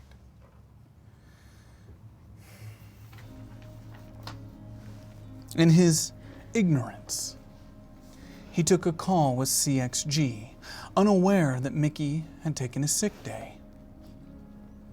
Lying in bed in the room just next to the landline, she heard everything. She could hear it, and she did. Come on, Mickey, just let me explain. You're a liar! You know, it's not like that. Have you known the whole time? You've known all of this the whole time, and you lied to us. It's not like that. Just please, Mickey, just please. Please. I can explain. I can explain. And why should I listen? You just please open the door. Open the door. Mickey, just Just open the door, okay? I can explain. I turned the doorknob slowly to crack it. You've one chance. Tibby, I swear. I lied. I did. You have to understand it was to protect you. I had to. No, you didn't have to. I had to. Then explain it to me. Why? I can't. Why can't you explain it to me? You've been keeping secrets for so long. I thought we told each other everything. We do. We do. I thought you loved me. You don't do this to people that you love. I don't think you'll understand. Well, try. Try to make me understand. Because I definitely don't understand right now. And I'm seconds away from walking out that door, Tibby. You can't. You can't. You can't. So I can't leave, and you can't tell me why. I had to lie to protect you and all of you. All of us. Who's all of us? Everyone who forgot. And you know why we forgot. And you know everything that happened that whole year. You don't want to know. You don't. It's too late for that. I want to know. No, you. Just tell me. It's me, The Tibby. things we did. What we did. You don't want to hold it. You don't want to hold it. You don't want to know. It's bad. It's bad. But Tibby, you're holding it. It's bad. Let somebody hold it with you. Let me hold it with you.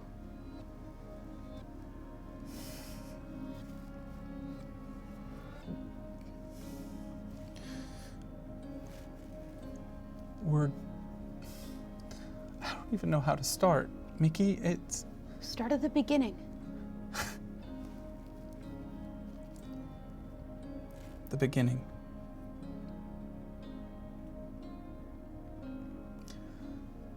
Remember Rachel Jewell? Do I remember Rachel Jewell? You do.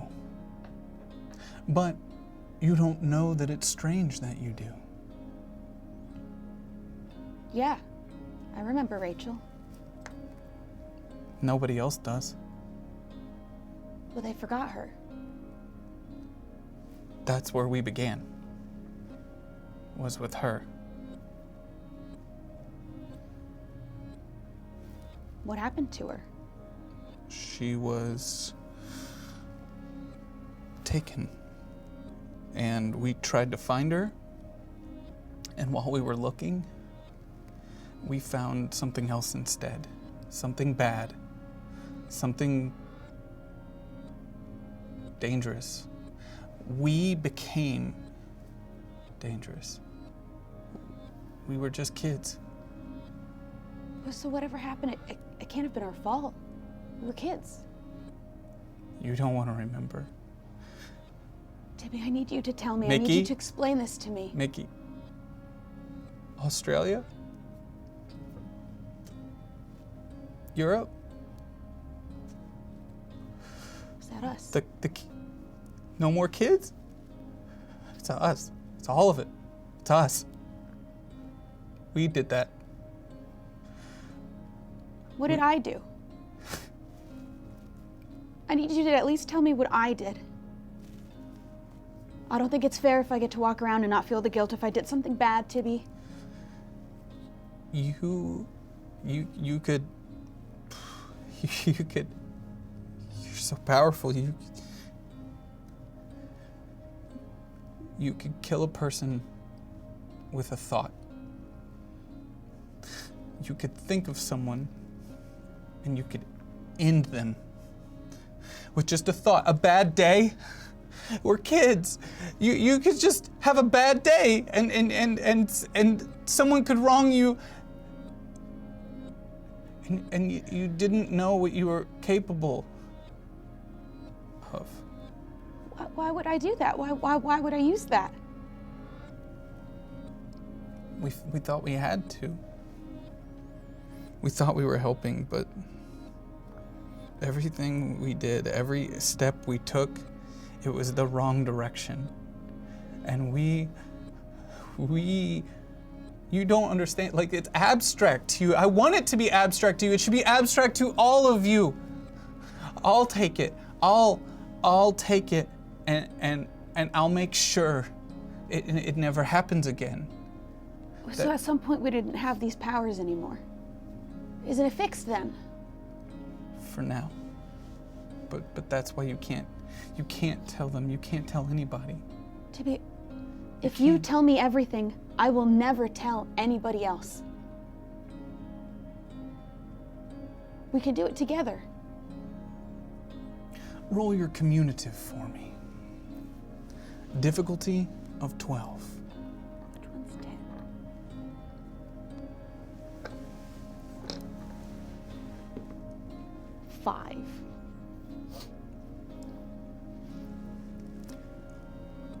Tibby tells you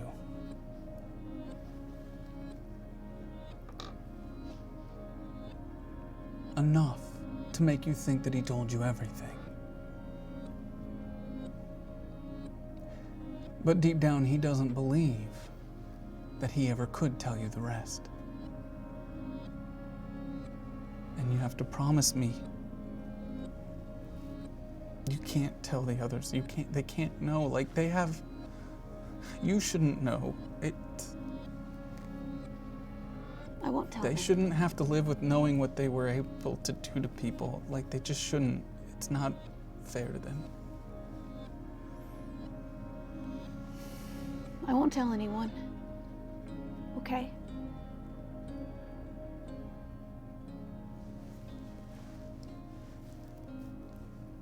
This is both of ours now. Yeah. It's gonna be hard. It's gonna be okay though, right? For now. But there might be a day where it's not.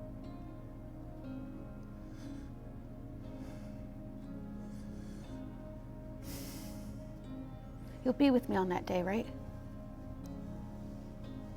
I'll have to be. Yeah.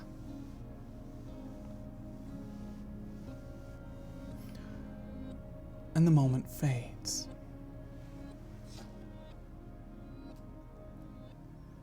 And we continue tugging on that thread. Emily Pegg, July 20th, 2007. Northern Nevada.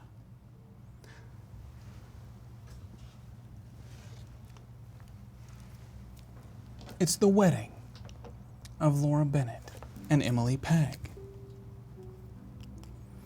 Emily sits in front of the mirror doing her makeup, while one of her bridesmaids, Mickey Jones, stares off into the distance.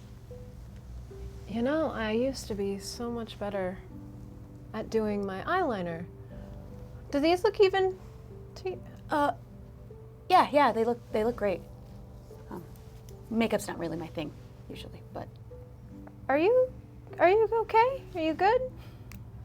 I've just been thinking lately. Do you ever wonder about 1991? Like, what about it? It's weird, right? That everyone at Mallory's funeral, everyone in that photograph that I had, we're all the people that don't remember.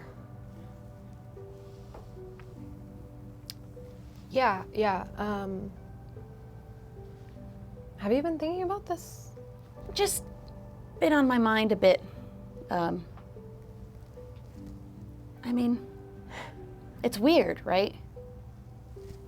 Do you ever think about why that is? Do you remember the day that you came to my mom's office and I was going through all of her stuff? Mickey Jones, roll your cognitive for me. Difficulty of 5. It's a D8. sink. You think you should remember, but it was just a normal day for you, nothing out of the ordinary. It wasn't one of those days where you knew you should be looking for things like this, so you thought nothing of it. And it's only as she starts to explain to you that moment that it starts to become fresh again in your mind. And you realize that there were things there that maybe you should have thought about before. Sorry, yeah, that was a rough time. I found a folder that had a bunch of journal entries from Mallory. Apparently, he was one of my mom's patients. Oh. And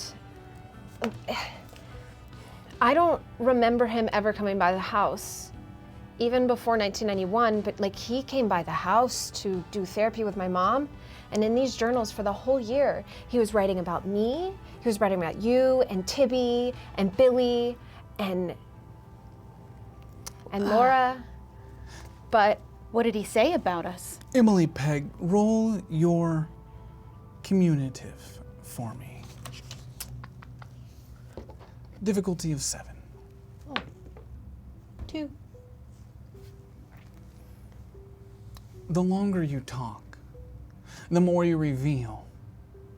And upon mentioning her name, Laura, today, your special day, and how hard she tried to pull you out of those files, what led you to now, to the road, to the RV, to the waste, to this moment.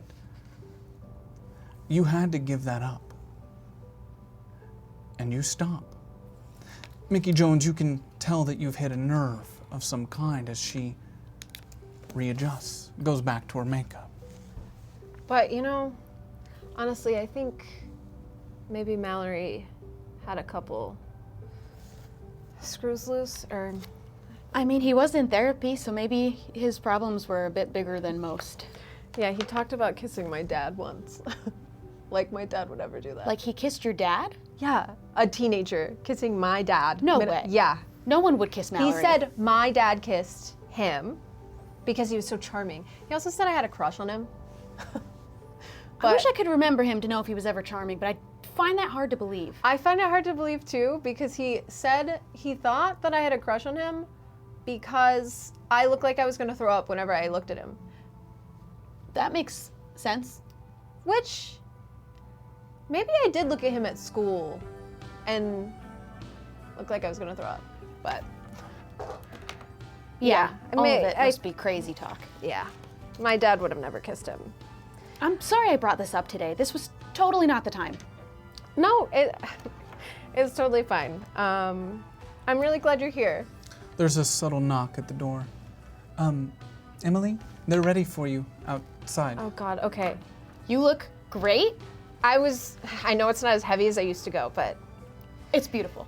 Okay. Ready? Yeah. God, this is, who thought I would get married? And the moment fades. And we very quickly find ourselves back with Tibby Devon.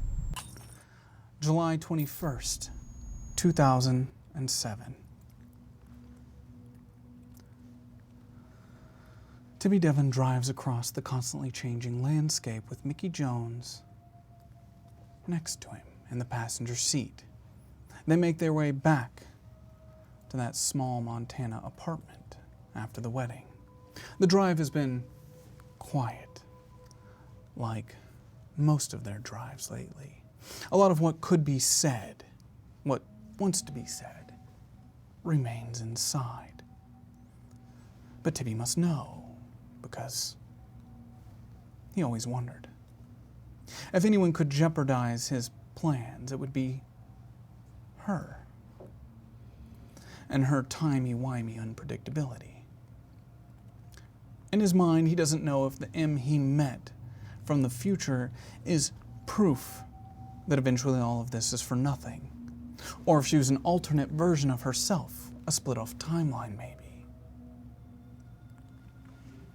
So, Mickey, did she remember or know anything? No, not really. That's it? Yeah, that's it. It's fine. Look, I know you don't like doing this, but we have to make sure. I told you how important this is. None of us can ever have that kind of power again. We would end the world. We are too dangerous. We have to make sure that she's not finding shit and figuring things out, because she always looks at me just a little off, and I feel like she knows something. You're paranoid. The world's gonna end with or without us, okay? She mentioned a couple of things about Mallory that her mom knew, but nothing that's gonna get us in trouble. It's fine. Mallory and that big fucking mouth. I gotta get those files somehow. You don't have to do anything. You can leave it, Tibby. It's fine. I'm sick of doing this, you know. Oh, don't do that. Look. You don't know what I know, Mickey, how horrible it was. Like, you don't remember, but I do. Like, let's not forget, I have to live with that every day. I have the nightmares. You get to just go forward in what remaining life we have left in peace, unaware of the fucking torment and the fucking pain of it all. Every fucking night and every time you close your eyes, on the back of your eyelids, all you see are all the fucking people we murdered. You don't have to live with that. So don't give me that shit. You know, it's a small price to pay checking in to make sure they don't remember anything. Yeah, it's some peace I have. What's that supposed to mean? I don't exactly have a peaceful life, do I?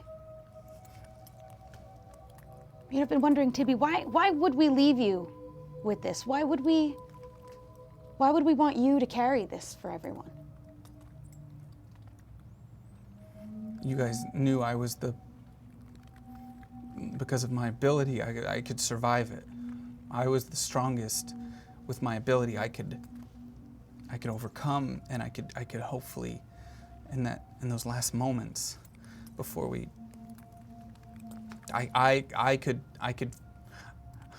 we trusted that I could make sure, and I could bear that cross, and I could fix it. We did. Yeah, what are you trying to say? It's a lot. Obviously. I just wanted to ask, 'cause why I feel bad we left you with this. Yeah. It's a burden, and Yeah. Obviously, we thought you knew best, so. And you're the only one that knows I have this burden, so thank you. I appreciate that. No, nobody else knows, and I get to, they happily ever after, and they get married, and just completely unaware of what they did. You know, you said we thought that you would be the one to be able to survive it, but it feels like you're cracking under it. I think you needed me. I'm fine. Mickey, don't worry about me. Worry about you. If you ever feel it, you know what we have to do. You know, if you ever feel it, you know. I tell you. Yeah. I go to you first. I know. Look, I know you were just a kid. You didn't mean to hurt those people. You didn't mean to. Like, none of us should have ever had that kind of power. You shouldn't have this now.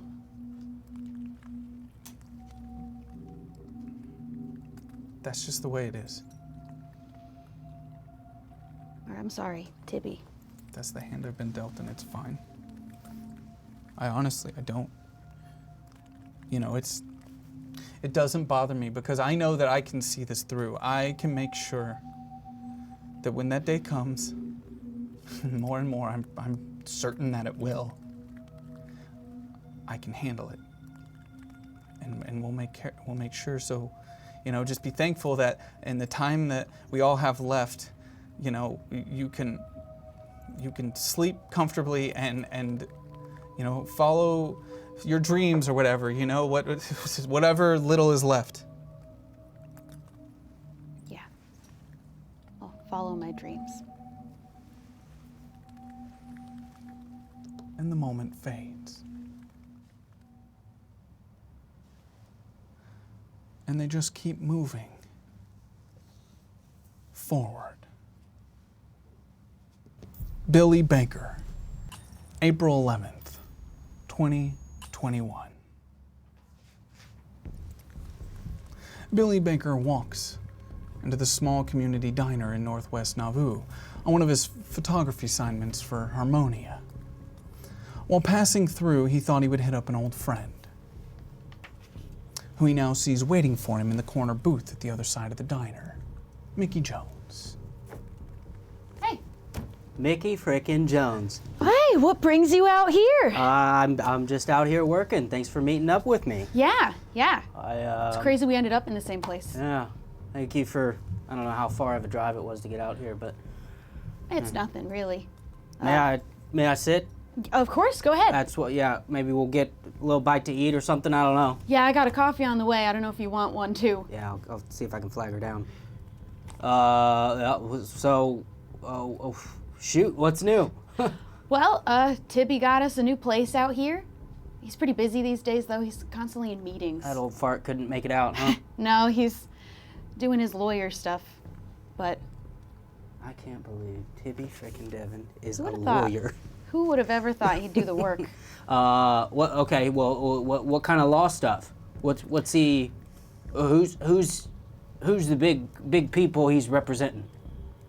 Oh, well, I don't really ask him questions about his work, usually. Yeah. I don't want to know about the law stuff, you know? Doctor-patient confidentiality thing. Yeah, something like that. Or law or whatever. Well, I'm out here. They let me. So I do truck driving and deliveries and such. But they sort of give me a little extra work to go out and just photograph the countryside. That's it? Just nothing in particular? Yeah, I got a camera, and they say we'll pay you a little extra to just snap some photos, and they use them for like marketing and such. And it's I get to see the world. That's pretty cool. At least this part of it. And, are you happy doing it? Yeah. It's it's like it's a sense of pride, honestly, because you watch. I'll be, for instance, going through a community one year, and then the next year it's gone. But there's a different community down the road, and that's because of it's because of people like me,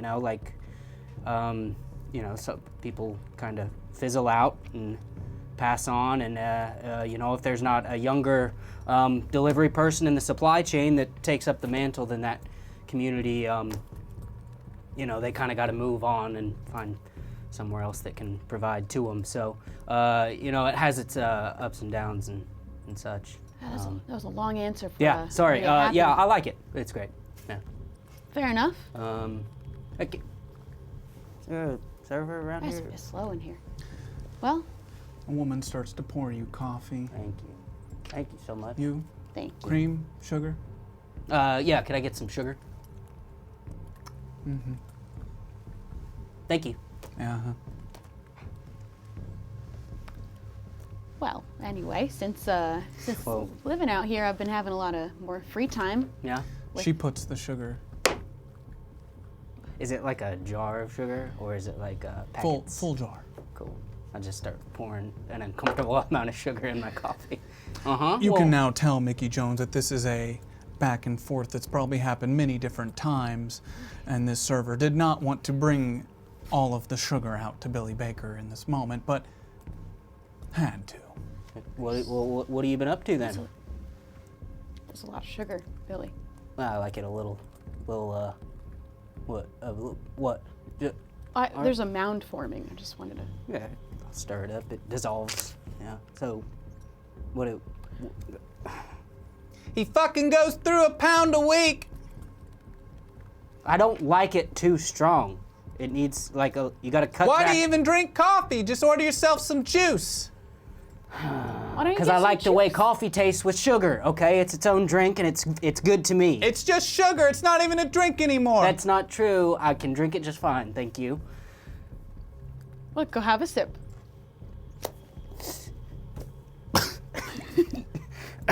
Okay. Okay, yep, you made your point. All right. You said you've been working, you've got free time. Yeah. With Tibby working all the time, I have a lot more free time out here, so there's not much else to do, but... What are you getting into? Well, you know what? I wrote an album.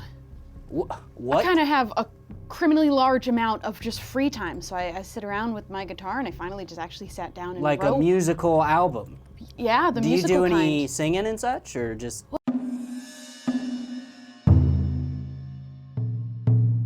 But You know how to do all that?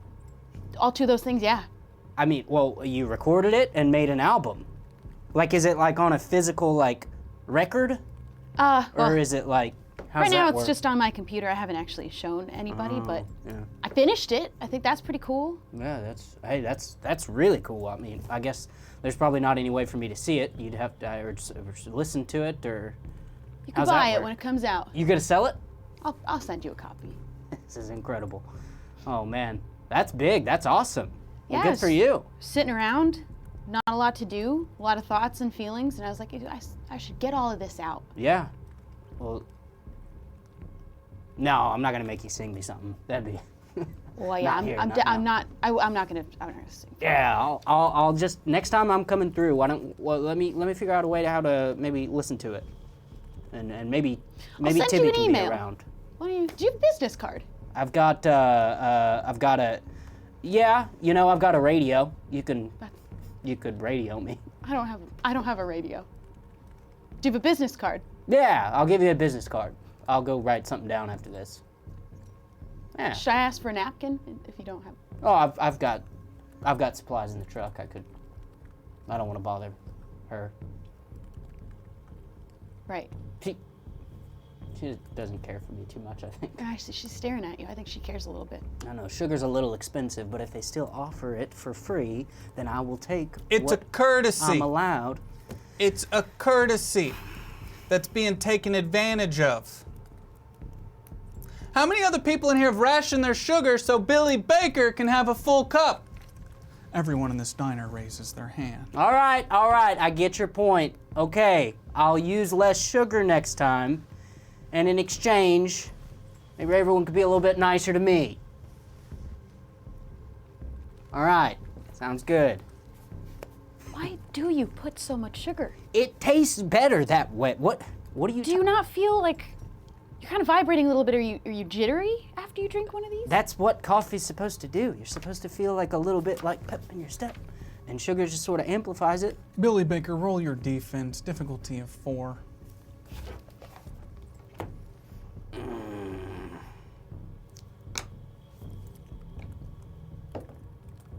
That's a 3.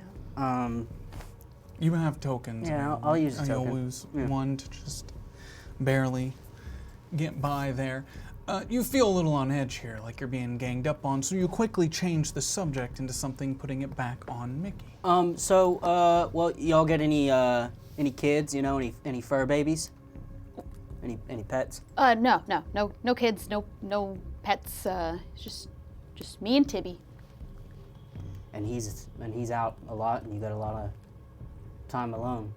Yeah, but it's great out here. You know, it's very silent. I can just kind of like listen to my thoughts and be alone with those. It's great. Yeah. Well, I guess, and you got the creative outlet in the music. Yeah. You guys have you all have been going at it for a while now. Have you ever thought about, getting the married knot tied, tying the knot? Roll your communicative. Just difficulty of 3. This is easy for me. 13. Yeah, you can deliver that again if you want. No. Reframe your thoughts. Nope, I got it. So you know Billy pretty well at this point, so despite his fumbling, it's just a very Billy way to present a conversation and you understand it perfectly clear. Yeah. No. What would be the point in that? Yeah, I don't know. You know what? Just, I think it's actually I should get back. I think Tibby's probably gonna be home soon, and Yeah. Oh, good. yeah. Well, give him my best, and you know, next time I'm coming through, maybe we can see each other. yeah, maybe the next time. It was good to see you, Billy. Yeah, it was good seeing you. Thanks for meeting up.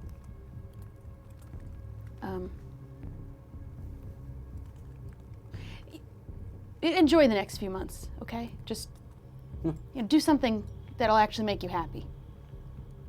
In case I don't see you again. I'm gonna go.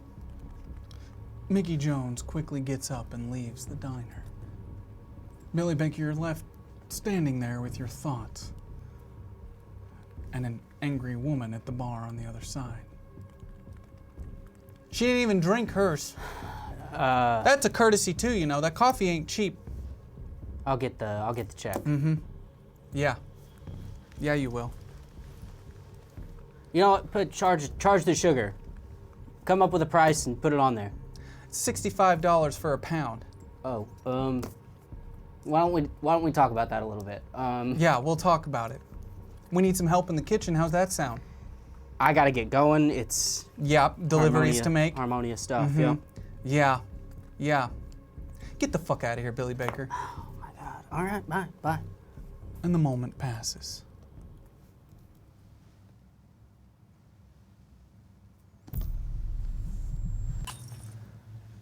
Timmy Devon, August 28th, 2021, 3:45 p.m.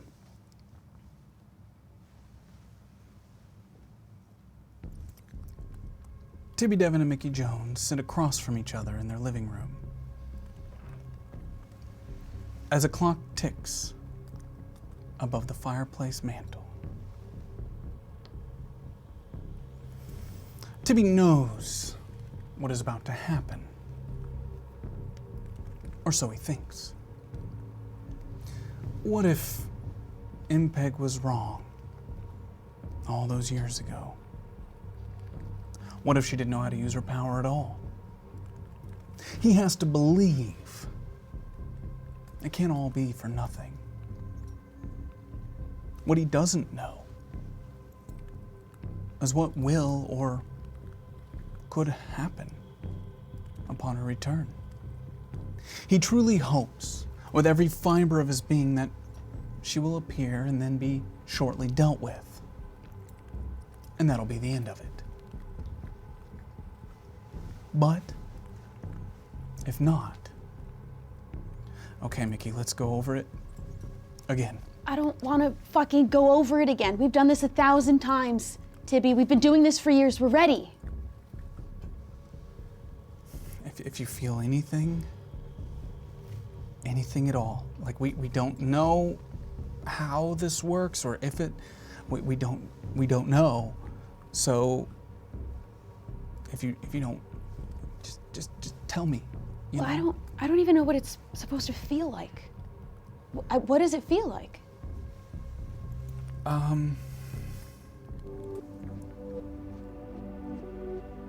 It's been so long. I honestly can't remember. That's not true.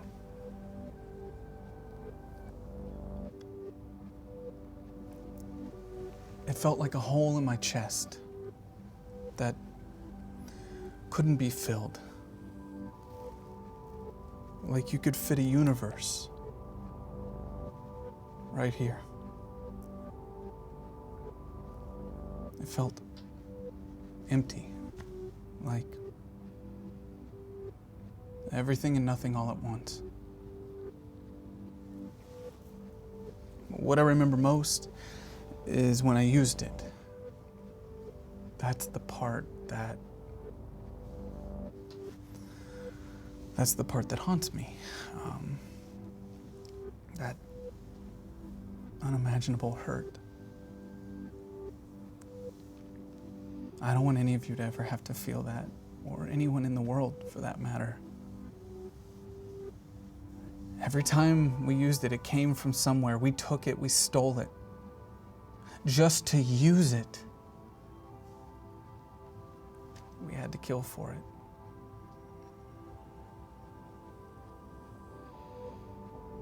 I hate you, Tibby. Even if you end up being right about everything, I'm always gonna hate you.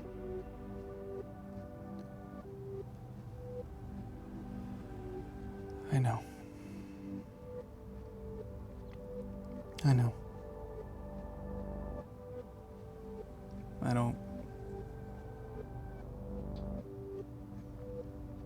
don't blame you for that.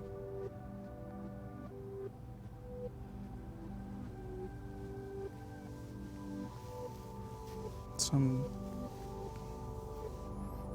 good memories though, right? They don't matter anymore. They do to me. You're gonna need them then.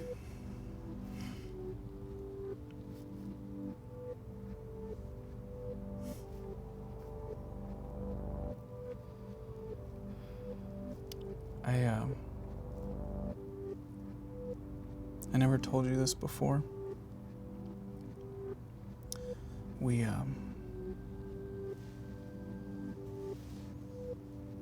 dated in 1991 too. Why'd you keep that from me?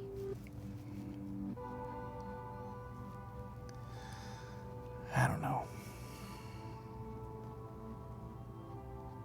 It was complicated. We were complicated. We practically spent an eternity together. How did we get here? Mistakes. Lots of them. Trying to do the right thing and not. Over and over and over again. It's not fair. I know.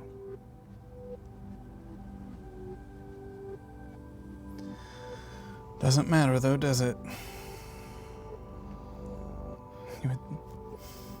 You know it, you know, like, you could have easily not believed me. The ramblings of a crazy person. You didn't give me a reason not to believe you.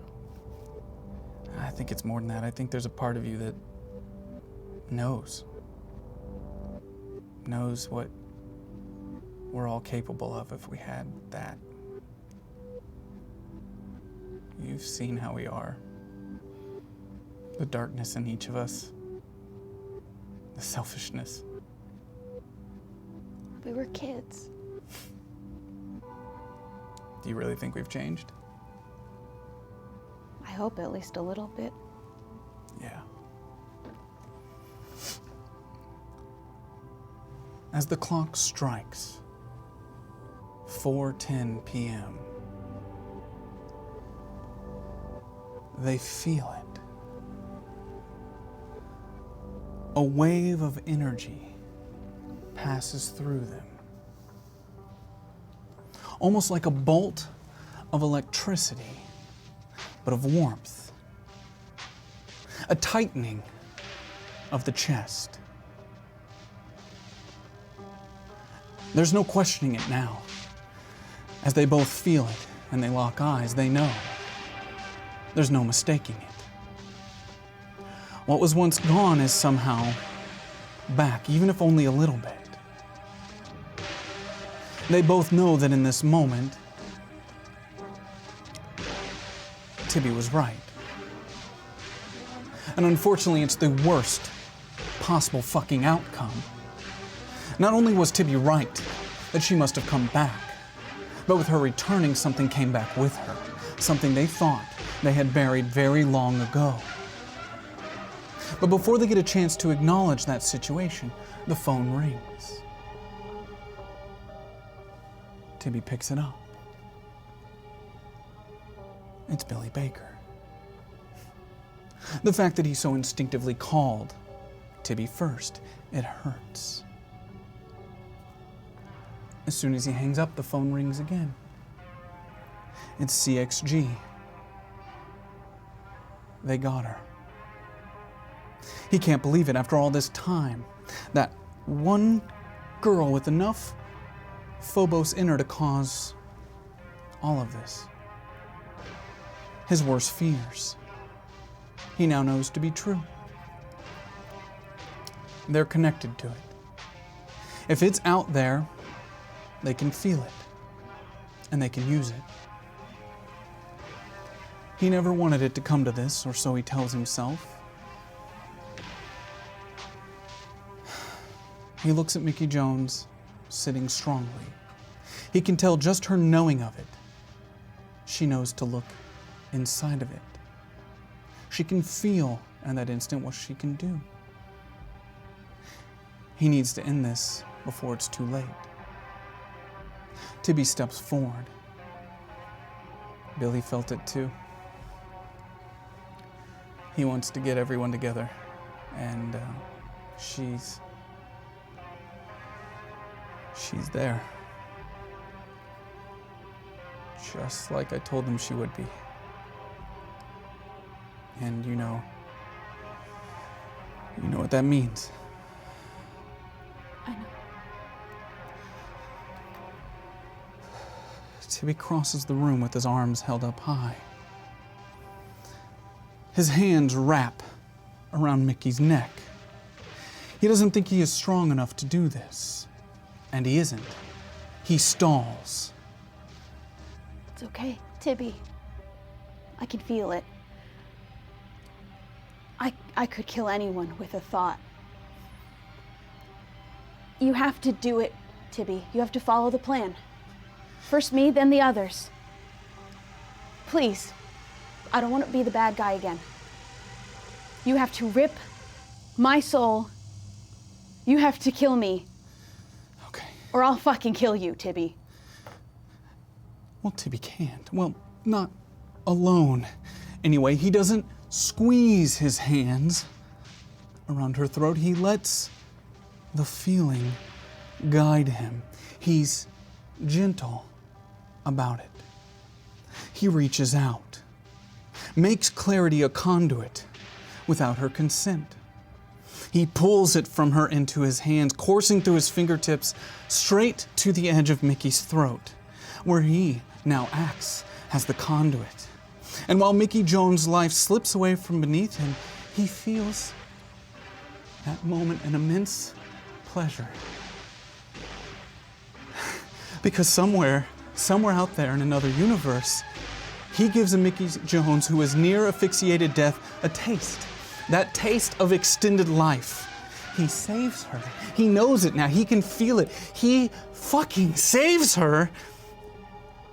And he doesn't feel an ounce of Mickey's pain as she slips away underneath his fingertips. Only that joy of giving life as a smile spreads across Tibby's face for the first time in so fucking long. Holy shit, did he just kill her? I guess that answers why she wasn't in the subject group as originally requested. Not gonna be scanning her anytime soon. Knock it off. That's enough for today. Humor me, 21-11. Originally, we hypothesized that parsing error was related to targeted event trauma, and maybe, just maybe, that was the case with Bennett. But according to the logs, we got clicked on the same exact event with Devin, and when you add that with the inability to access Devin at all in the previous section... It's like he was aware that we were in there and fighting against us. Fuck. Well, my department qualifications require me to say that I think this is impossible. But, off the official record, things have happened in the last week that defy everything that we know about the program. I think that upstairs is hiding stuff from us. You're right. I'll dig.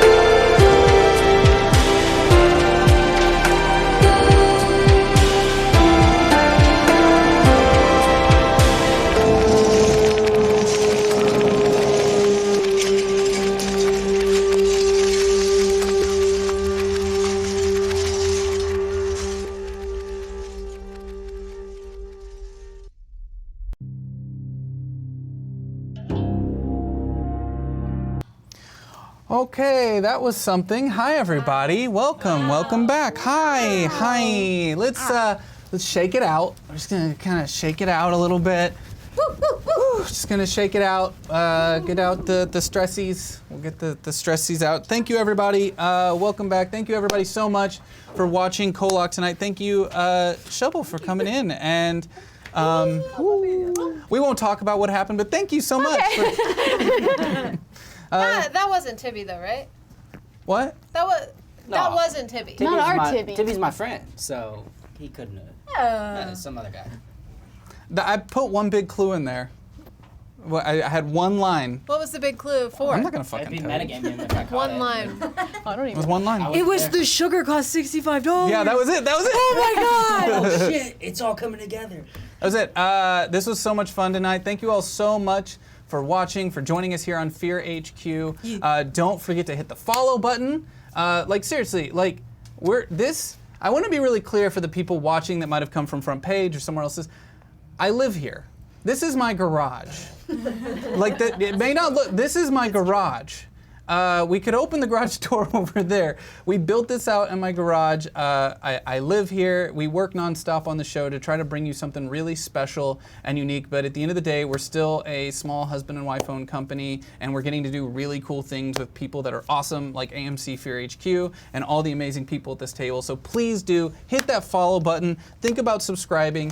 And if you want to get even more KOllOK, you can head to hyperrpg.com/KOllOK. There's a ton of information on the website, and there's even a kind of game app that we built for you. If you're a subscriber to HyperRPG, and you can ask for info in the chat or anywhere else you want, you get access to this app that we built that allows you to become an Ascended member, sign up, be a part of the Resistance, and then we send you cool messages. You get to hack into the system, which changes the show and gives you access to things. And that you get to send to the players in real time. We work really hard to try to make this really, really cool, and I'm really, really proud of our crew and our cast, and just thank you. Like, seriously, thank you. This is totally worth not sleeping to pull off for you guys. It's really great. Everybody have fun? Yeah. Yes. Great Oh fun. yeah. Great fun. A bit of a happier. Happy. For who? I meant on my side of the track. I had a good time. I got to just go crazy. Yeah. I love that. Yeah. Oh, okay. Yeah. Yeah, it was a rough time for the Ascended, so it's, things. Oh, it's things gonna be as even always, rougher yeah. next week. You guys kind of ended in the worst of it. Yeah. You ended in the worst of it, and we'll get to meet a Woot next week face to face. That's a name reveal right there, isn't it? No. No. They know the name. It was in the epilogue. They were talking about it. Yeah. They know the name. It was in the epilogue. Was it in the epilogue? Yeah. It I was was standing right there. Check the hashtag because they've been talking about Woot all week. Yeah. It's gonna be great. We are here every Monday night, 6 p.m. Pacific. Don't miss it. All right. Be here. Watch. Tomorrow, I will be live on HyperRPG at 5 p.m. Pacific time for This Will Be Deleted, where I reveal all the production secrets behind the scenes, and we talk about how we make the show and how we pull off this stuff with such a small team. Lots of robots. We employ a lot of robots. There's a robot right here. That's a robot right here. You want to move? You want to see? That's a robot. That's a robot. That's a robot right there. Luckily for you, Wes, he wasn't on that shot. He didn't even cut to it. You did not get to see the robot fail. And on Wednesday, here on Fear HQ, what time? 5:30. 5:30 p.m. Pacific time. Check out a kind of KOllOK rewind. Where and who's the special guest this week? Is it Lucas? It'll be me. It's me this time. It's gonna be me this time, guys. Special guest Billy Baker. Lucas will be on KOllOK Rewind this Wednesday here on Fear HQ. Don't miss it. You can ask Billy about his character, his process. And how does that make you feel, Billy Baker? Feel really good. My process is really important. I feel like every episode you're getting more southern. I think I did. I did slip a little. Seriously. He is becoming my father, and it's fucking weird. Hey man, you spend a lot of time in the waste like us cowboys, cowgirls. I've been out here We driving get a around. little bit of that twang. Driving around, talk to a lot of people. I got to talk a little fast. I don't own a car. I have a horse. That's my mode of travel. You think I'm not a motor travel? Mode of travel. Hey, motor, it's got 1 horsepower. That's my motor travel. I'm really tired. You all are great. This has been amazing. Huh? Art contest. Art contest. Oh, fart. You all probably Fart saw contest. in the countdown clock and in the mid show all those wonderful tweets that had all of the wonderful art. You can use hashtag KOllOK and hashtag KOllOK fart contest to enter the KOllOK fan art contest. If you enjoyed the show, do your fan art, use those hashtags, and find on our website. We have it's up on the website, right? And you can find it on hyperrpg.com/KOllOK as well. You should put it there too. You can find the link, get what you need, and read the rules. You should read the rules. That's important. Yeah, rip out a good fart for us. KOllOK fart contest. Also go to KOllOK.hyperrpg.com and get the Merch. You can also get the merch from going to hyperrpg.com/KOllOK. Just go there, go to that place, look around, you'll find everything you need. And then also tweet all your thoughts out on the KOllOK hashtag. And make sure to tell us all your thoughts. I don't look at these pages. You put pages in front of me? I would even start live tweeting if you haven't already, because it's wonderful. Our producer let me know that I had a sheet underneath me this entire time that I would have never looked at without that being brought to my attention. Housekeeping. Want more KOllOK? Don't miss KOllOK Rewind with Fear HQ host Dylan Guerra and special guest Lucas Eubank this Wednesday, March 2nd at 8:30 p.m. Eastern Time. Join the metagame. Tonight you saw the first big example on how your choices on the metagame affect our adventure. Sign up now. Discord.gg/hyperrpg. Our merch is limited. If you want to take home a piece of KOllOK, check out the store. Your range of voices from the driver Got fan art. Don't forget to check out the KOllOK fart contest and make sure you read the terms. Good night, everybody. Farts.